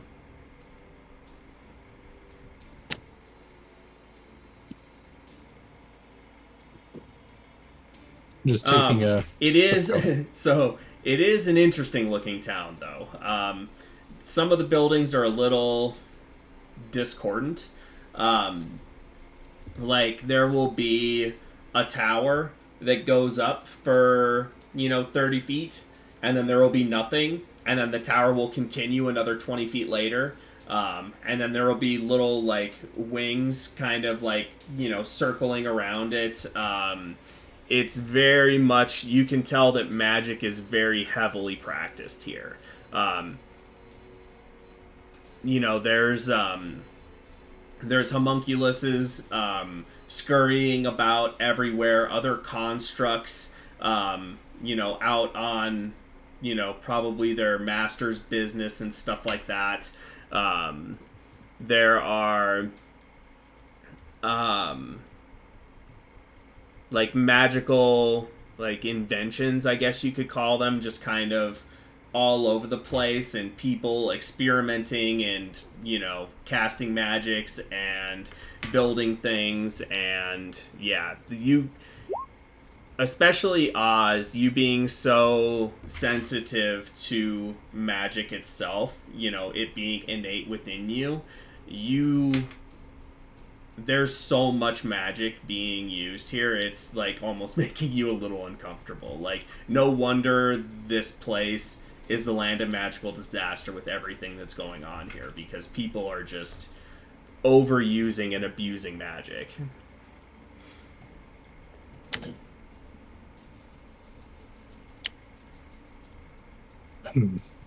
And do we see any actual people out and about, or is it all just... Yeah, no, there's some people out and about, yeah. Yeah, absolutely. And it looks like magic is used for, like, everything. Like, you pass, like, you see there's, like, a cafe, like, just shortly inside that you guys can kind of see from outside the city still, because you haven't said you've gone in yet. But you can see, even from this distance, that they are using, like, magic to, like, bring the cups and the plates and stuff over to the people. Like, magic is used for literally everything here. It looks like. A bunch of lazy folk here, that's for sure. Do we just want to pass through, or... Whatever you think, this is more your purview than mine. That cup is moving on its own. Yeah. But I wouldn't be surprised if a lot of them couldn't pick up a cup at this point.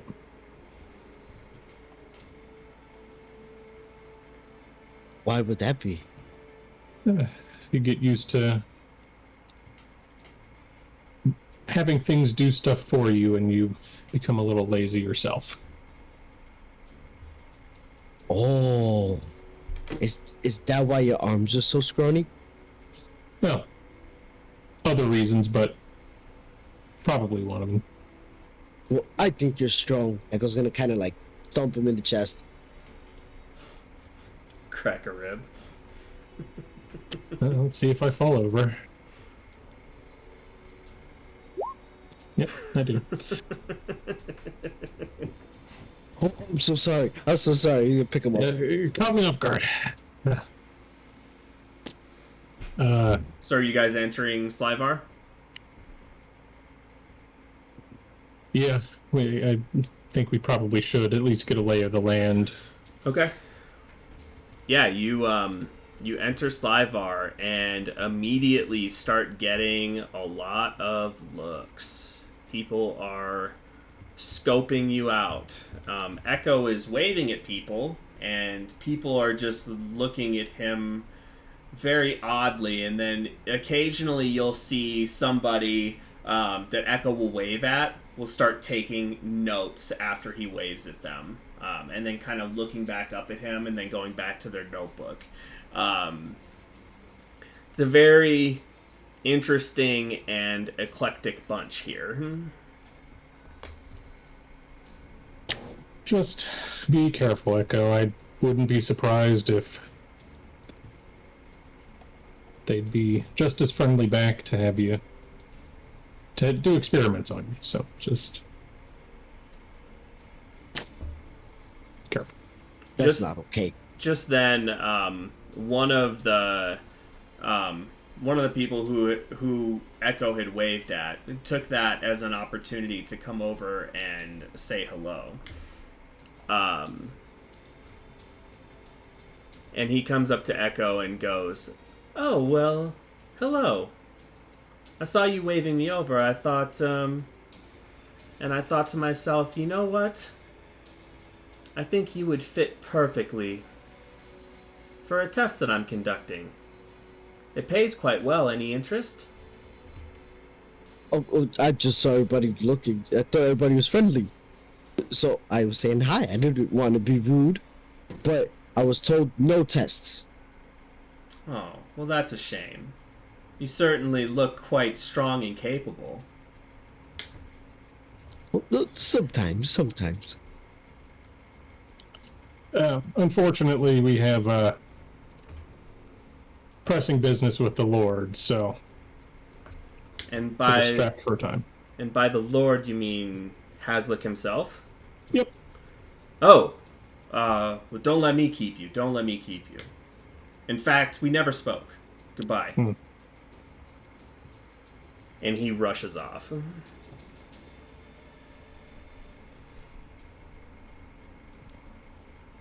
You see him kind of walking away and kind of like whispering to some people as he leaves. You have a feeling that news that you guys are there to see Haslick is probably going to spread like wildfire throughout this place. Works for me.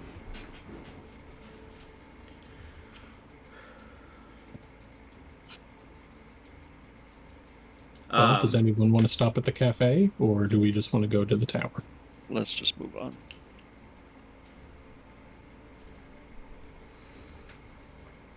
There are a couple of shops that look like they would sell magical goods. One of them is named Eldar's Emporium.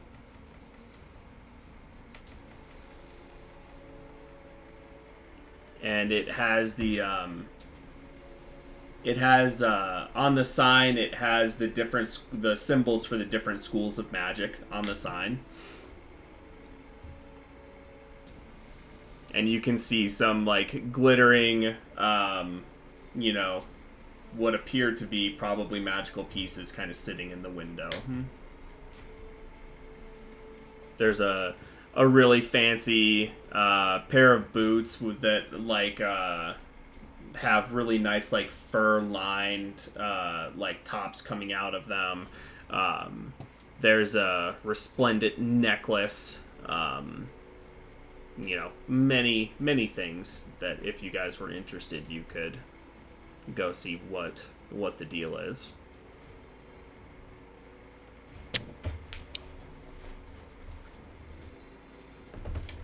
I would say probably best not to keep them waiting, but there's something y'all are looking for. Not me. Maybe we could get it for free if we say his name. Or get kicked out. That's true too.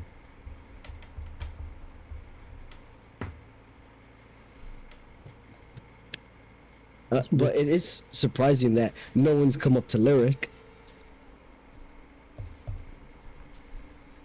Lyric is unusual. getting quite a few looks.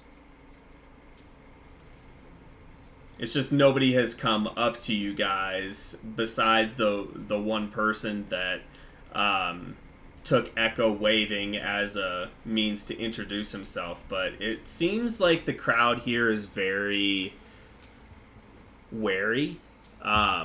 Who's proficient in insight? I am. Okay. Echo is. Okay. If you're proficient in insight, Yeah, I am as well. okay, you can definitely tell that the crowd is the people here are very wary, and you get the sense that they are looking at you newcomers as in like, what could you do for us type of thing. You don't really get welcoming vibes from the people here. It's more of a, how can we use these people to benefit us? Yeah, this place makes me uncomfortable for sure. This place reminds Echo of home. Not the magic, but how shitty people are.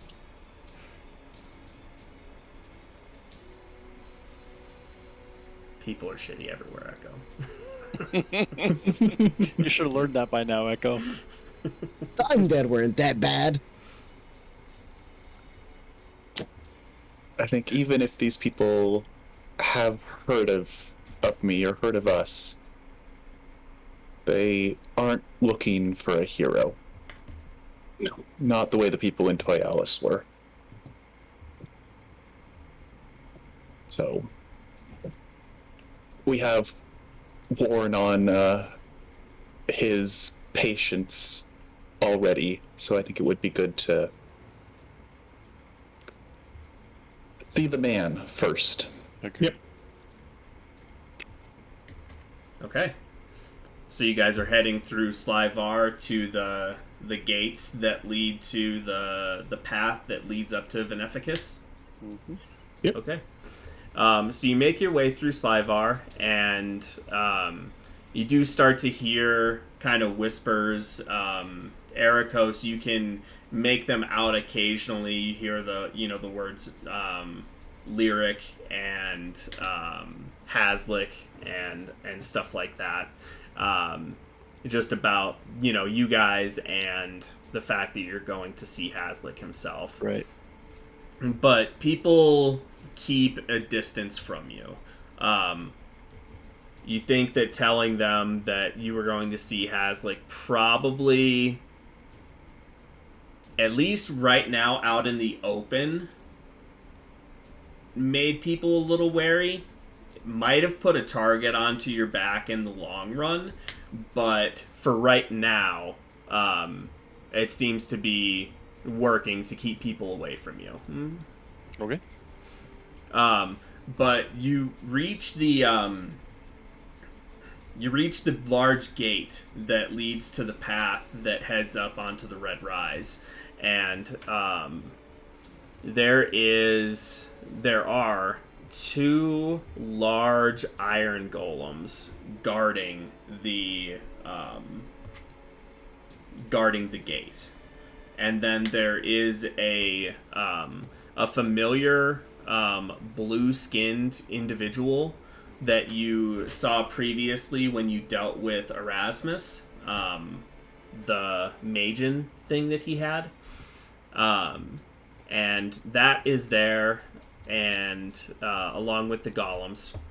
And it looks at you and says, please state your business. We're here on invitation by Haslick himself. You are those, yes. I was told to be expecting you. He gave me your descriptions. Very well, very well. Don't mind them. And he kind of points up to the golems. They're really just for show unless you cause trouble, which I'm sure you plan on not causing any trouble, right?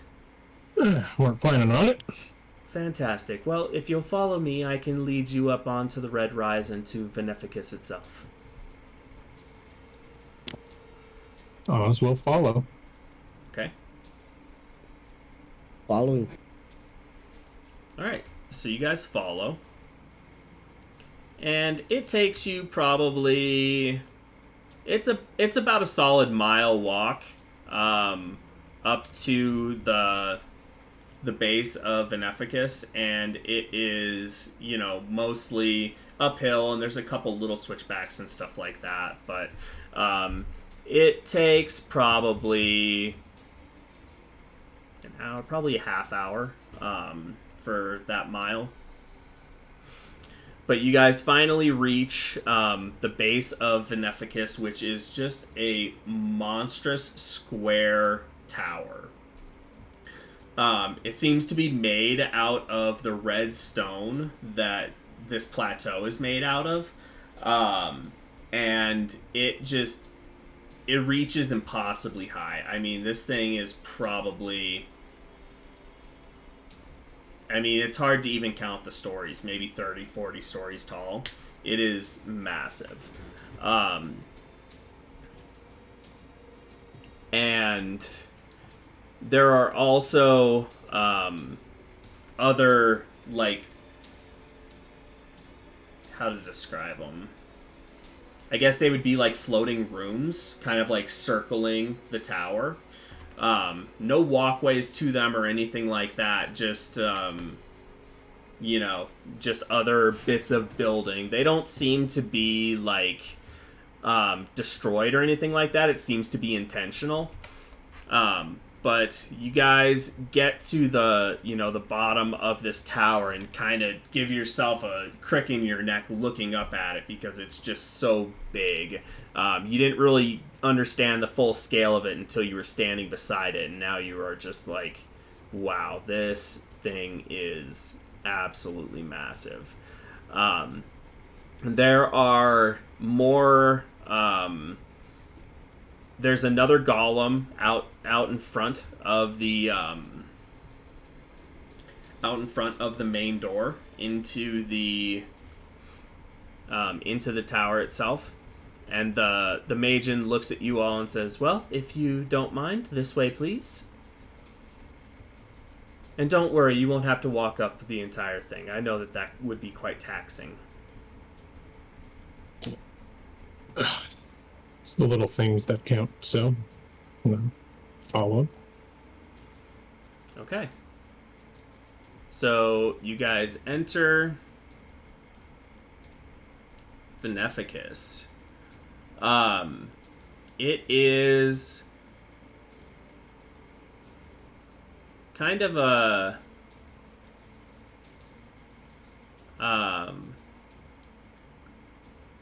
the tile is a little kind of a lot.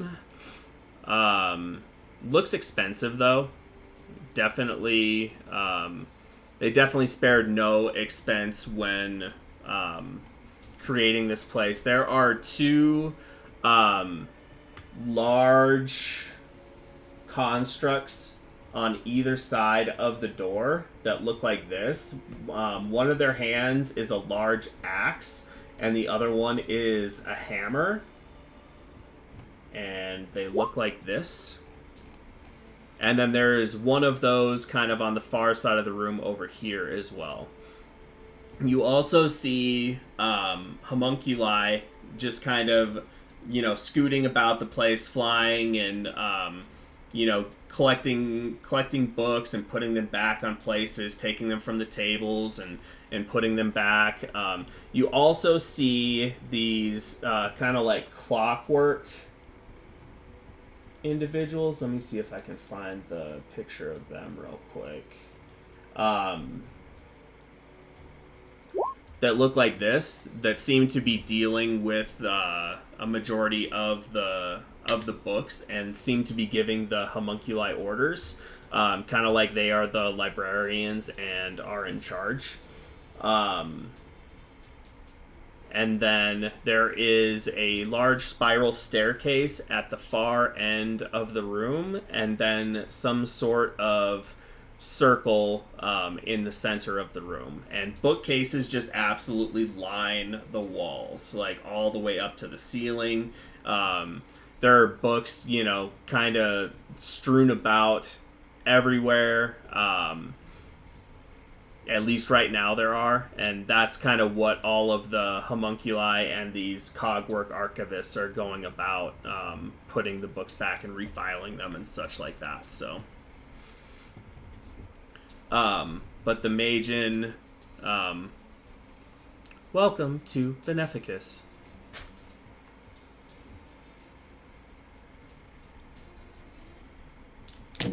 Wow. Am I getting that same sense of like overwhelming magic in here as well?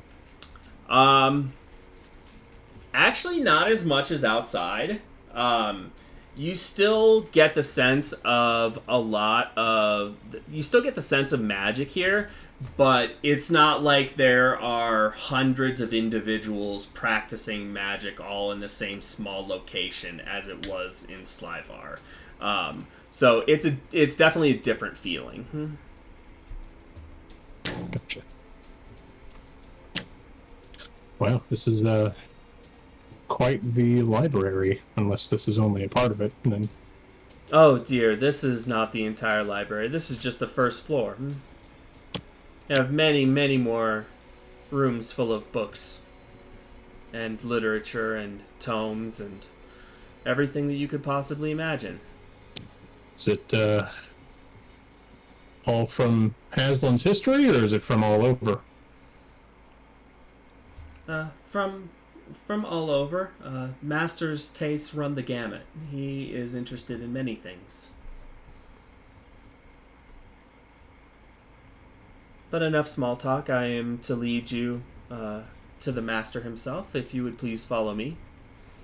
And the Magian is going to lead you to this center platform.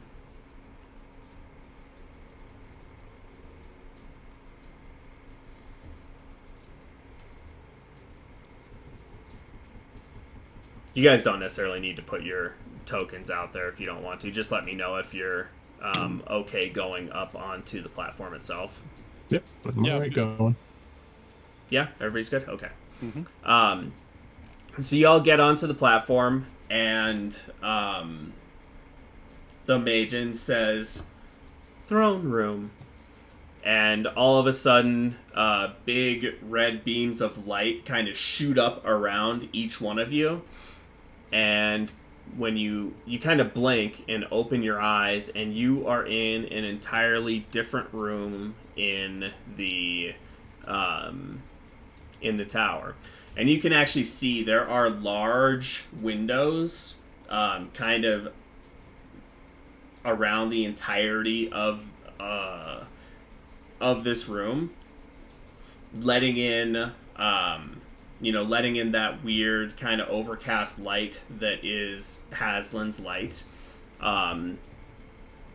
But it gives a view of the rest of the countryside, and it's kind of interesting. But there are two golems that seem to be made of crystal, kind of back to your left and to your right. There are also these clockwork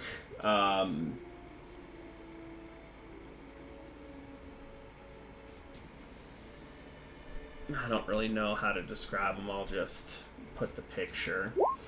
These clockwork guys are just kind of sporadically placed throughout here that you can see. And then there is another construct of some sort standing right to the left of the throne. And then curled around the human individual that is sitting on the throne is a clockwork spider. Or, sorry, not a clockwork snake.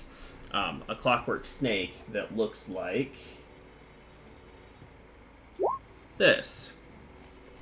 And it's kind of lazily like wrapped around the top of the throne, and then has its head like kind of down on the human's shoulder. And this individual, presumably Haslick, has tattoos running up his neck, all over his head, down his arms. I mean, he has tattoos everywhere that you can see. He's wearing robes, but the robes are kind of cut off like almost like Belichick style, kind of like at the like just above the elbows to presumably show off his tattoos or give him range of movement. You're not quite sure, but he just kind of has his fingers steepled as he watches you all arrive, and kind of looks out at all of you. Welcome to Veneficus.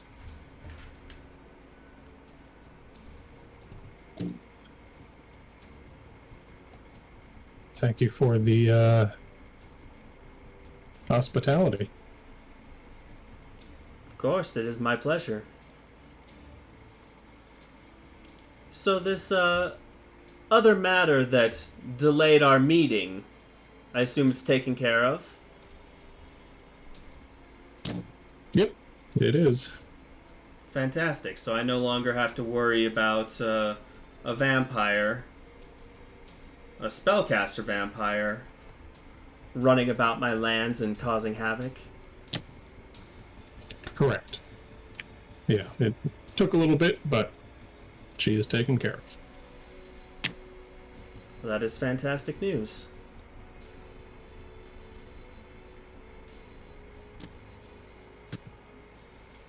You all are quite an interesting bunch, aren't you?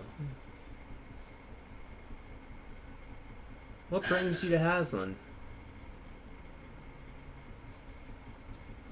Kind of looked everyone. Well, not really much of a choice, I would say.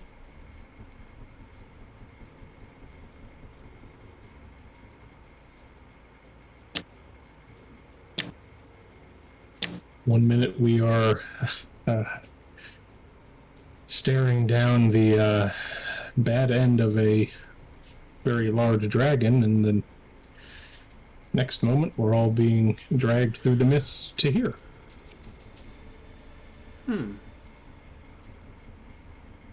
So you could almost say it was your destiny to end up in Haslan then.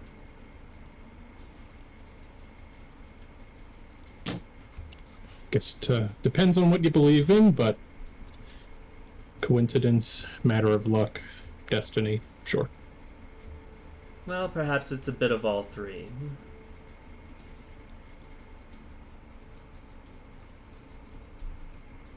I'm very intrigued by all of you, especially you. And he points at Lyric. I've been hearing your name quite often pop up, well, really everywhere. What is this about? What have you done to garner so much love and such fanfare from the common folk here in Haslan? It's been my life's work to do right by the people, whether they were the people of my world or the people here. A noble ambition.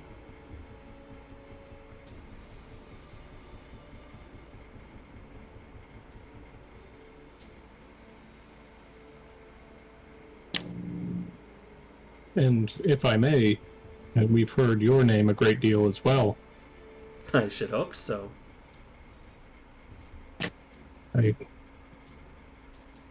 Not being from Haslan, what have you done to have your name on the tongues of so many? Well, it just kind of goes with the territory when you are the ruler, or I don't really like the word king, the lord of these lands, benefactor, I suppose. Word just kind of spreads.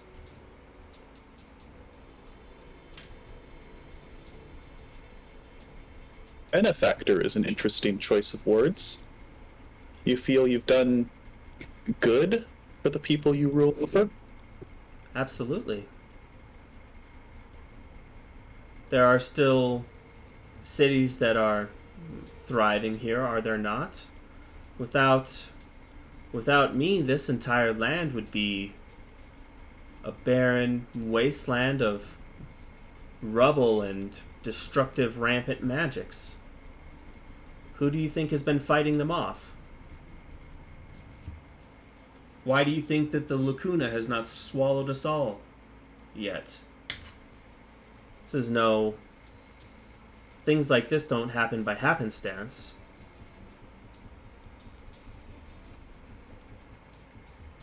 No, they don't. And things like the lacuna don't emerge from happenstance either.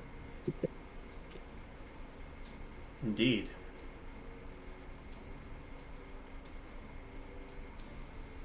If I knew what caused it, then perhaps I would be able to determine a way to fix it, but alas, it was like that when I came to these lands.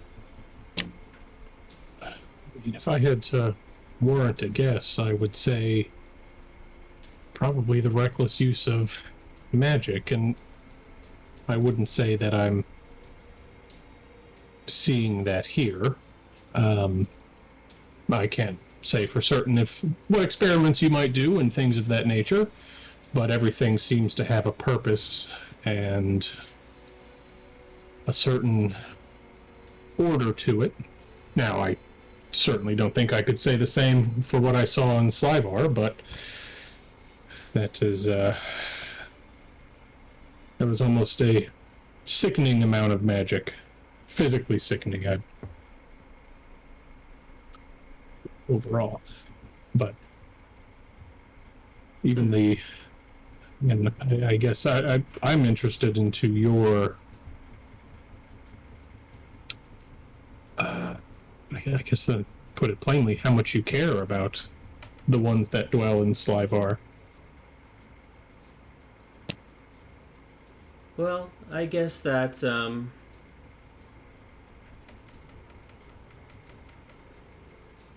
I guess that depends. I do care quite a bit for most of my apprentices. There are those few that use my name and my influence and power for their own ends and things that they know that I would not approve of. But when you have as many apprentices as I do, it is not always easy to police all of them at the same time, especially when you're dealing with powerful wizards in their own right. They have many ways to keep what they are working on secrets and hide themselves from my divination magics. So, but for the most part, I care a great deal for my apprentices in Slivar. They help me with my research, and I in turn teach them what I can. Can I see if I can get a sense of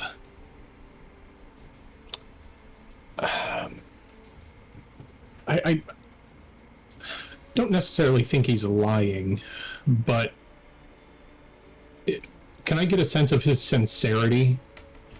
To see,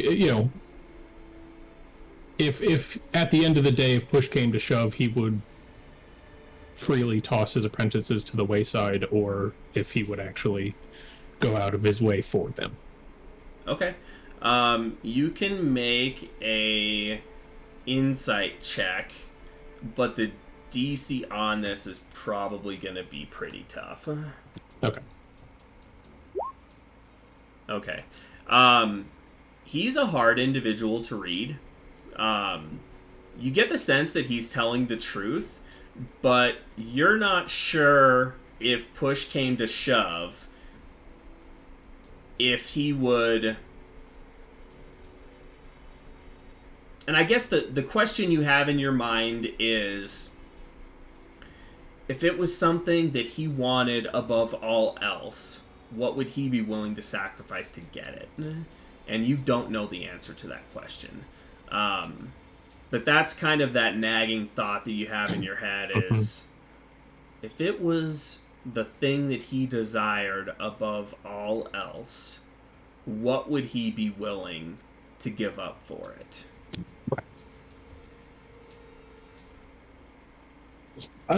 Excuse me. I know you said you care for your apprentices. What about the non-magic users, the common people? I protect them just as well as I protect my apprentices. I don't have as many, face-to-face or dealings or interactions with them because I'm a busy person and I have my own research studies and, defenses of the land that I have to do. But I hold them no ill will.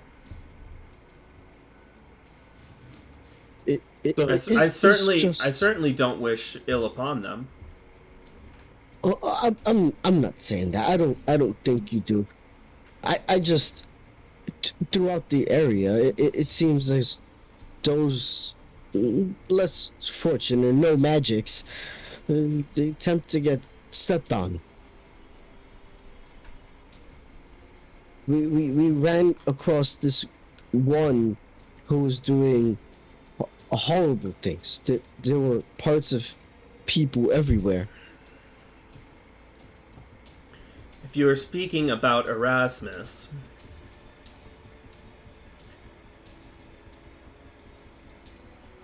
then I understand your concern. He will be dealt with. He has flaunted me many times, and this latest will be his last. I can see the people supporting you.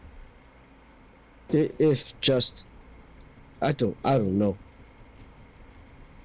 Where I grew up, there was a guy who would talk to everybody just to see how they were doing. Maybe a little more presence would make them feel better and more loyal to you. He would give muffins in the morning to the kids. Well, I would certainly love to have a simple life of handing out muffins to those in need, but unfortunately I have matters of far greater importance that I have to see to. I would love to be able to do as you say and put more of my face out there for the common folk to see, but if I was to do that, then my other responsibilities would be neglected, and I don't think you would want to see what would happen if my responsibilities are neglected. I wouldn't try to tell someone like you what to do. I don't know much.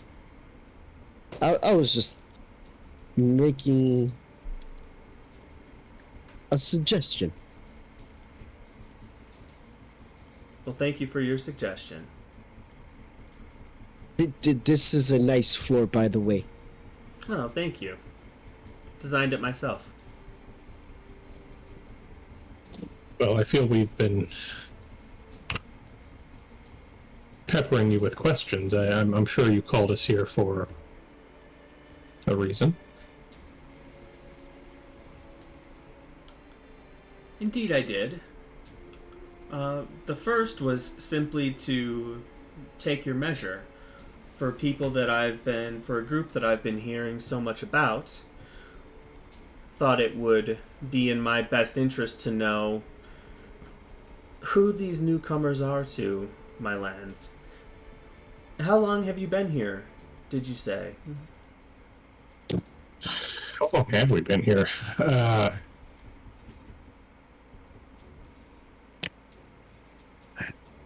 Maybe At least a few weeks now, right? Gotta be. Yeah, a week or two.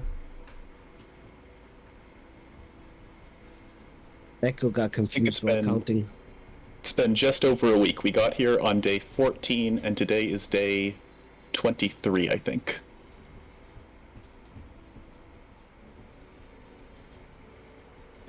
Yeah, we've only been together for 23 days. Wow. When I need to know the date or, how much time has passed, I just ask Echo how many brickle sandwiches he's had lately. Well, that can change day to day. That's fair. I just bought 20 rations. It gets serious.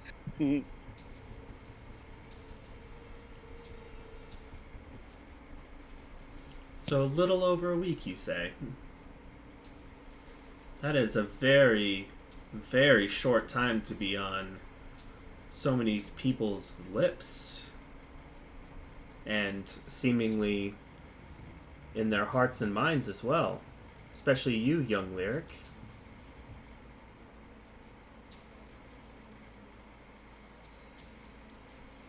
I'm almost wondering...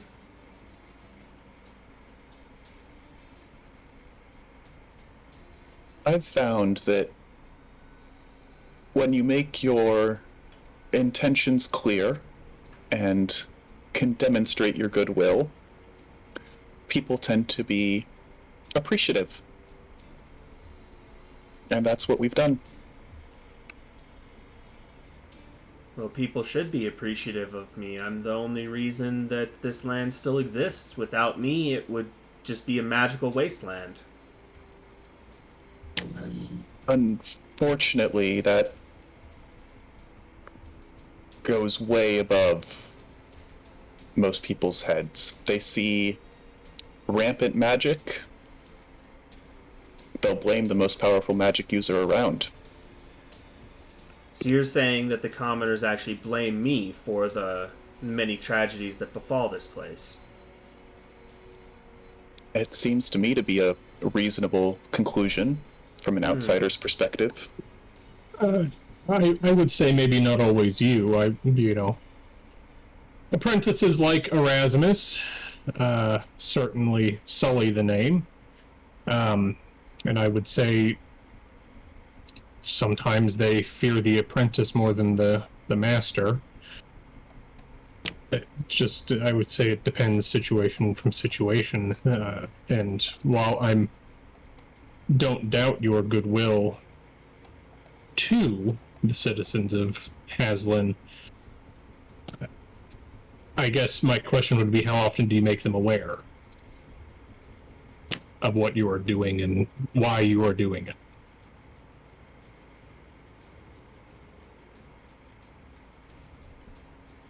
And he stops and kind of looks almost a little shocked at that, and like a light bulb just went off. Well, like I said, I'm so busy keeping the onslaught at bay that I hadn't really thought of that. I mean, I am the only one that can save this land. It's on my shoulders and my shoulders alone. No matter how many apprentices I have, how many people I have working for me, how many brilliant minds under me, it all falls to me in the end. And again, I don't doubt the severity of what you have to do and the importance of what you have to do, but, and I will gesture around, you have command over many, many servants, and I'm sure you have many magical means of communication. Even something that's harmless enough looking, and, I'll look to the golems and, kind of like, I would say most of these would probably frighten the common folk, but even, creating something that is pleasing enough to the eye and associating your voice with it and saying, these are the issues of the land that I'm dealing with, and here's how I'm dealing with them. And even maybe saying, putting an apology, saying, I try to keep my apprentices under control as much as I can, but because of these issues, some things fall through the cracks. But I would prefer some of those things to fall through the cracks than have the land be destroyed, right? Getting a message out there, even something as simple as having a golem do it for you, might put things at ease, I guess. Villains like Erasmus may be 1 in 100 to you, but outside of that circle, outside of your apprentices, he is all that they see. And past him is you.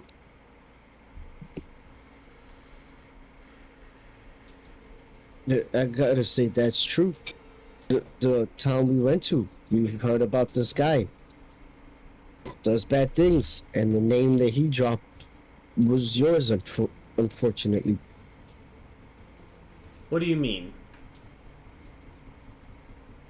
People associated him with you, so the evil things he does, it's almost as if you do. And that shouldn't be, because you work so hard. I do work hard, and I must say I appreciate what you're saying, but I don't much like the idea of having to defend myself, or how do you say, explain my actions when my actions are the only thing saving this land from the brink of destruction. I mean, we're on the brink almost every single day. People should just be appreciative of that fact. I should not have to explain myself to them. I think a good way to think about it is you are able in your tower to see most of it, right? So you can see all the problems that plague the land and things of that nature, but somebody at the very base of the tower can only see their surroundings. So if you are taking care of some earth-shattering problem across the realm, common folk in Toyalis isn't even going to know. Exactly. The butterfly can see the land, but the ant only sees the hill.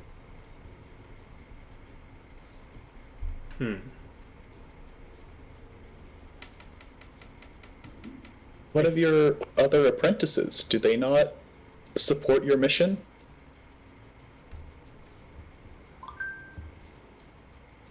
Depends on which apprentices you are talking about. There are those that I would consider in my inner circle that certainly do support my work and will help me keep the cataclysmic forces at bay.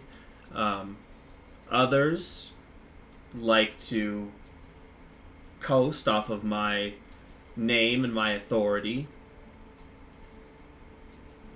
Others still are like Erasmus and take advantage of anyone and everything that they can.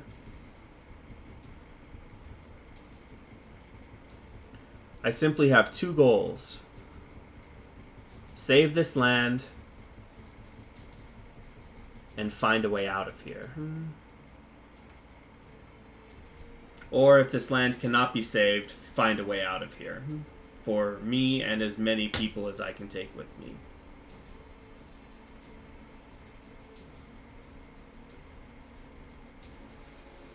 And I'll be honest, I don't know if this land can be saved.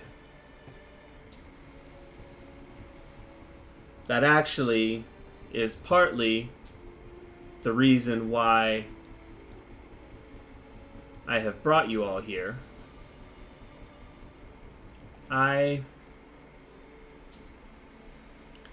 have a couple of tasks that I need some help with. One involves a dear apprentice of mine who is part of that inner circle. Her name is Eleni. The other is an apprentice that is turning out to be more like Erasmus.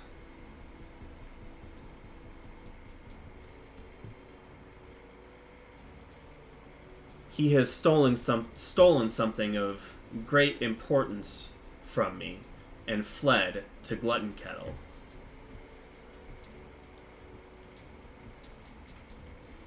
I need this item retrieved and this apprentice taken care of. His name is Zarville.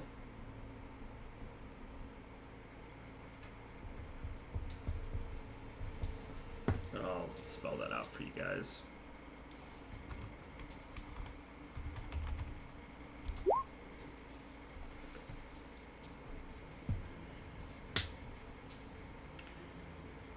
He is an elf. Blonde hair, green eyes, about yay tall. Very skilled in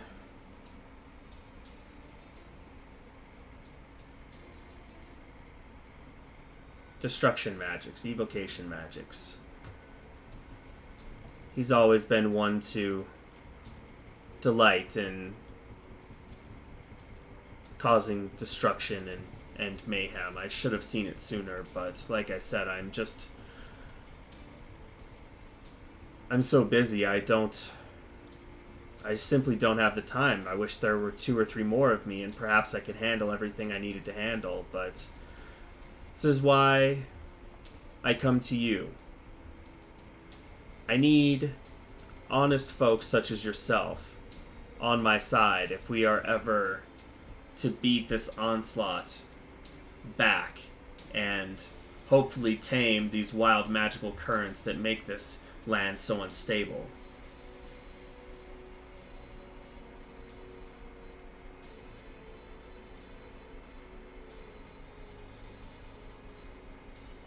And your apprentice that's in the inner circle, is she searching for Zarville, or has she just gone missing? No, she's dealing with something else.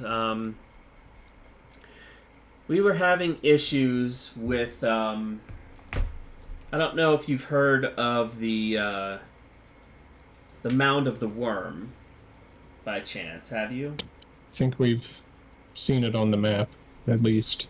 Okay. Well, it was land that rose from deep underground, and then it formed a sort of mesa. Upon this happening, it unleashed dozens of these vicious purple worms to the surface. And these are... don't think ground worms. These are monstrous, monstrous creatures. Well, there is one worm in particular, an albino, named Gravedrinker. Eleni set out to charm him and try to keep him at bay because he was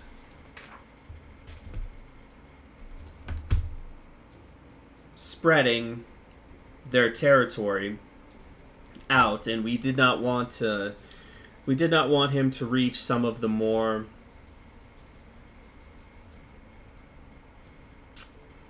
finicky areas of this land.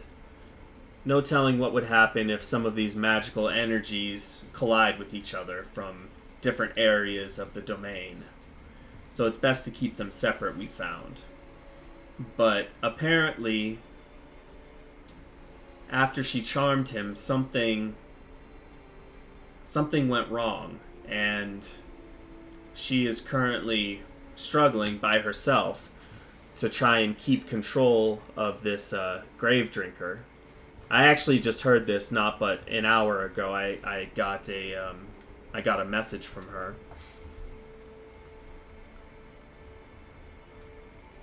And yes, it would be a shame to lose Eleni. I rely on her for many things, and her mark is very important in keeping the Lacuna at bay.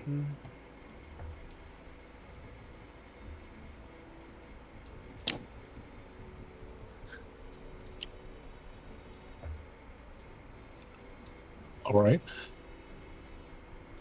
Kind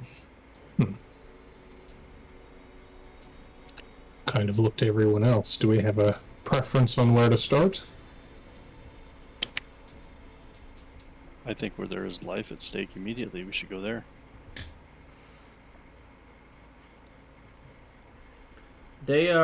Both tasks are rather time sensitive.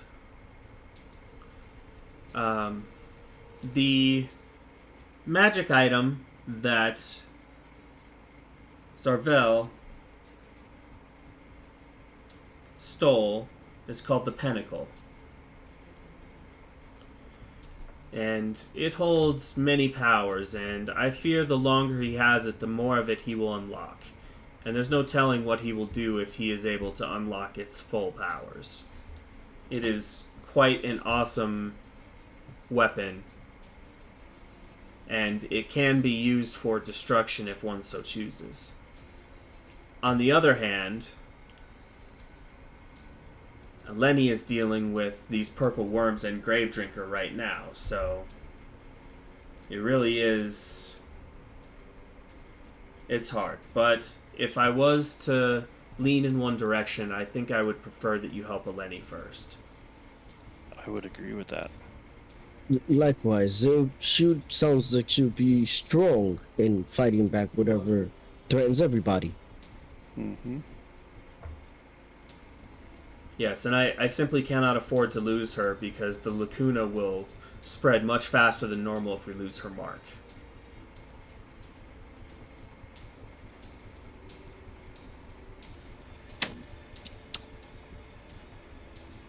All right. Well, I do have a small request if you are able to. Very well. How is it possible to cast magics in this land without having them to sometimes do nothing? Not unless you're me. I wish there was a way. I wish there was some trick I could give you, but I've found that a good way to get around magic's not casting from a spell book or from innate magic is to use magical items. Those tend not to fail in the same way that casting the spell regularly. Something like a scroll or any other kind of magical item. Precisely. Something that has already been imbued with the magic and the spell has already been cast has no chance of failing. So my suggestion would be to try and utilize those things as much as you can. Gotcha.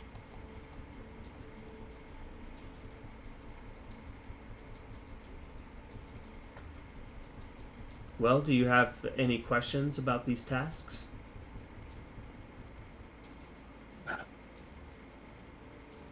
Nothing off the top of my head, and I believe we still have the sending stone, so we can always ask a quick question if need be. Indeed, please keep that with you. It'll be good to have a direct line of communication to you. And in the meantime, I will give thought to what you have said.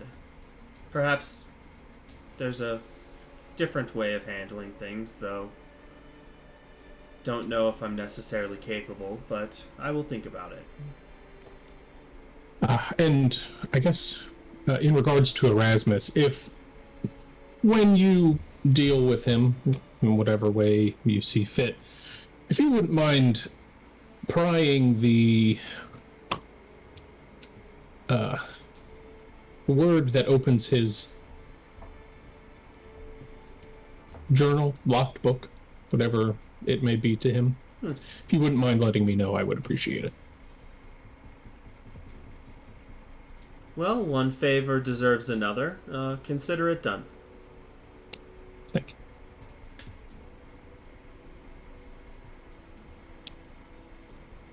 you. We'll look to everyone else. Well, do we want to get our trek started? Yeah, the sooner we get moving, the sooner we can help that lady. I actually do have some magic that can help you get there much quicker. Of course, you'll have to travel back on your own unless one of you has teleportation capabilities. Unfortunately not. Very well.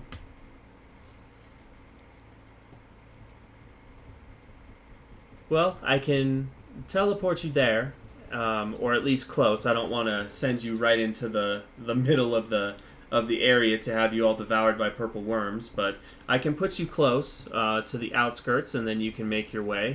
I will mark on your map where Eleni's last known location was, and you can try to find her there. That sounds good. Sounds like a plan. Well, are there any last-minute preparations that you need to do? Anything that you need to get from Slyvar before you head out? Restock on anything, or are you all good to go?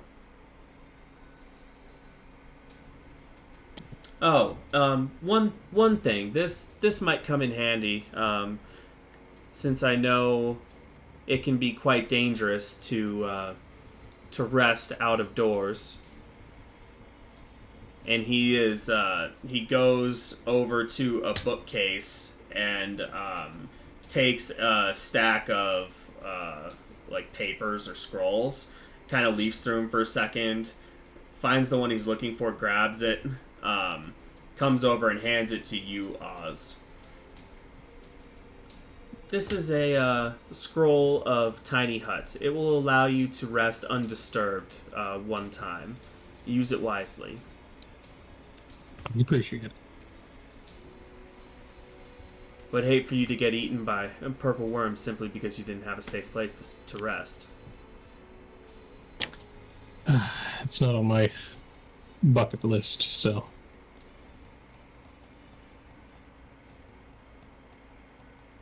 Well, off we go then. Yep.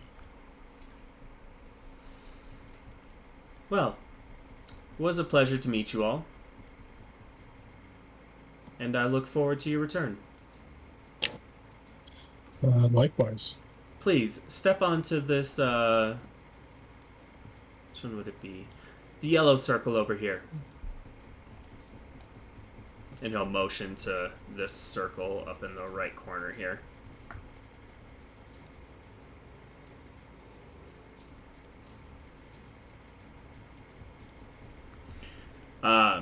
He begins kind of going around, and he takes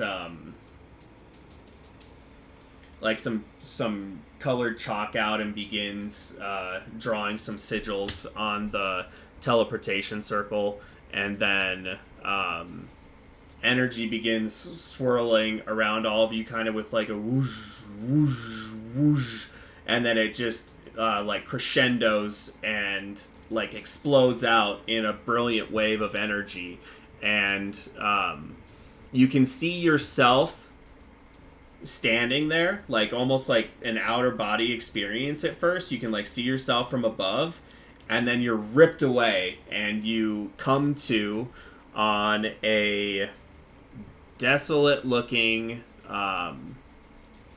field overlooking a mesa. And I think that is where we are going to end. Good shit. Hell yeah. Cool. Do you guys have anything you want to throw out there before we go off of live? No, sir. Thank you for DMing. Yeah, of course. All right, well, thank you to anybody that watched. We will be back in 2 weeks at 10 p.m. Eastern Time for some more Ravenloft, and thanks for watching.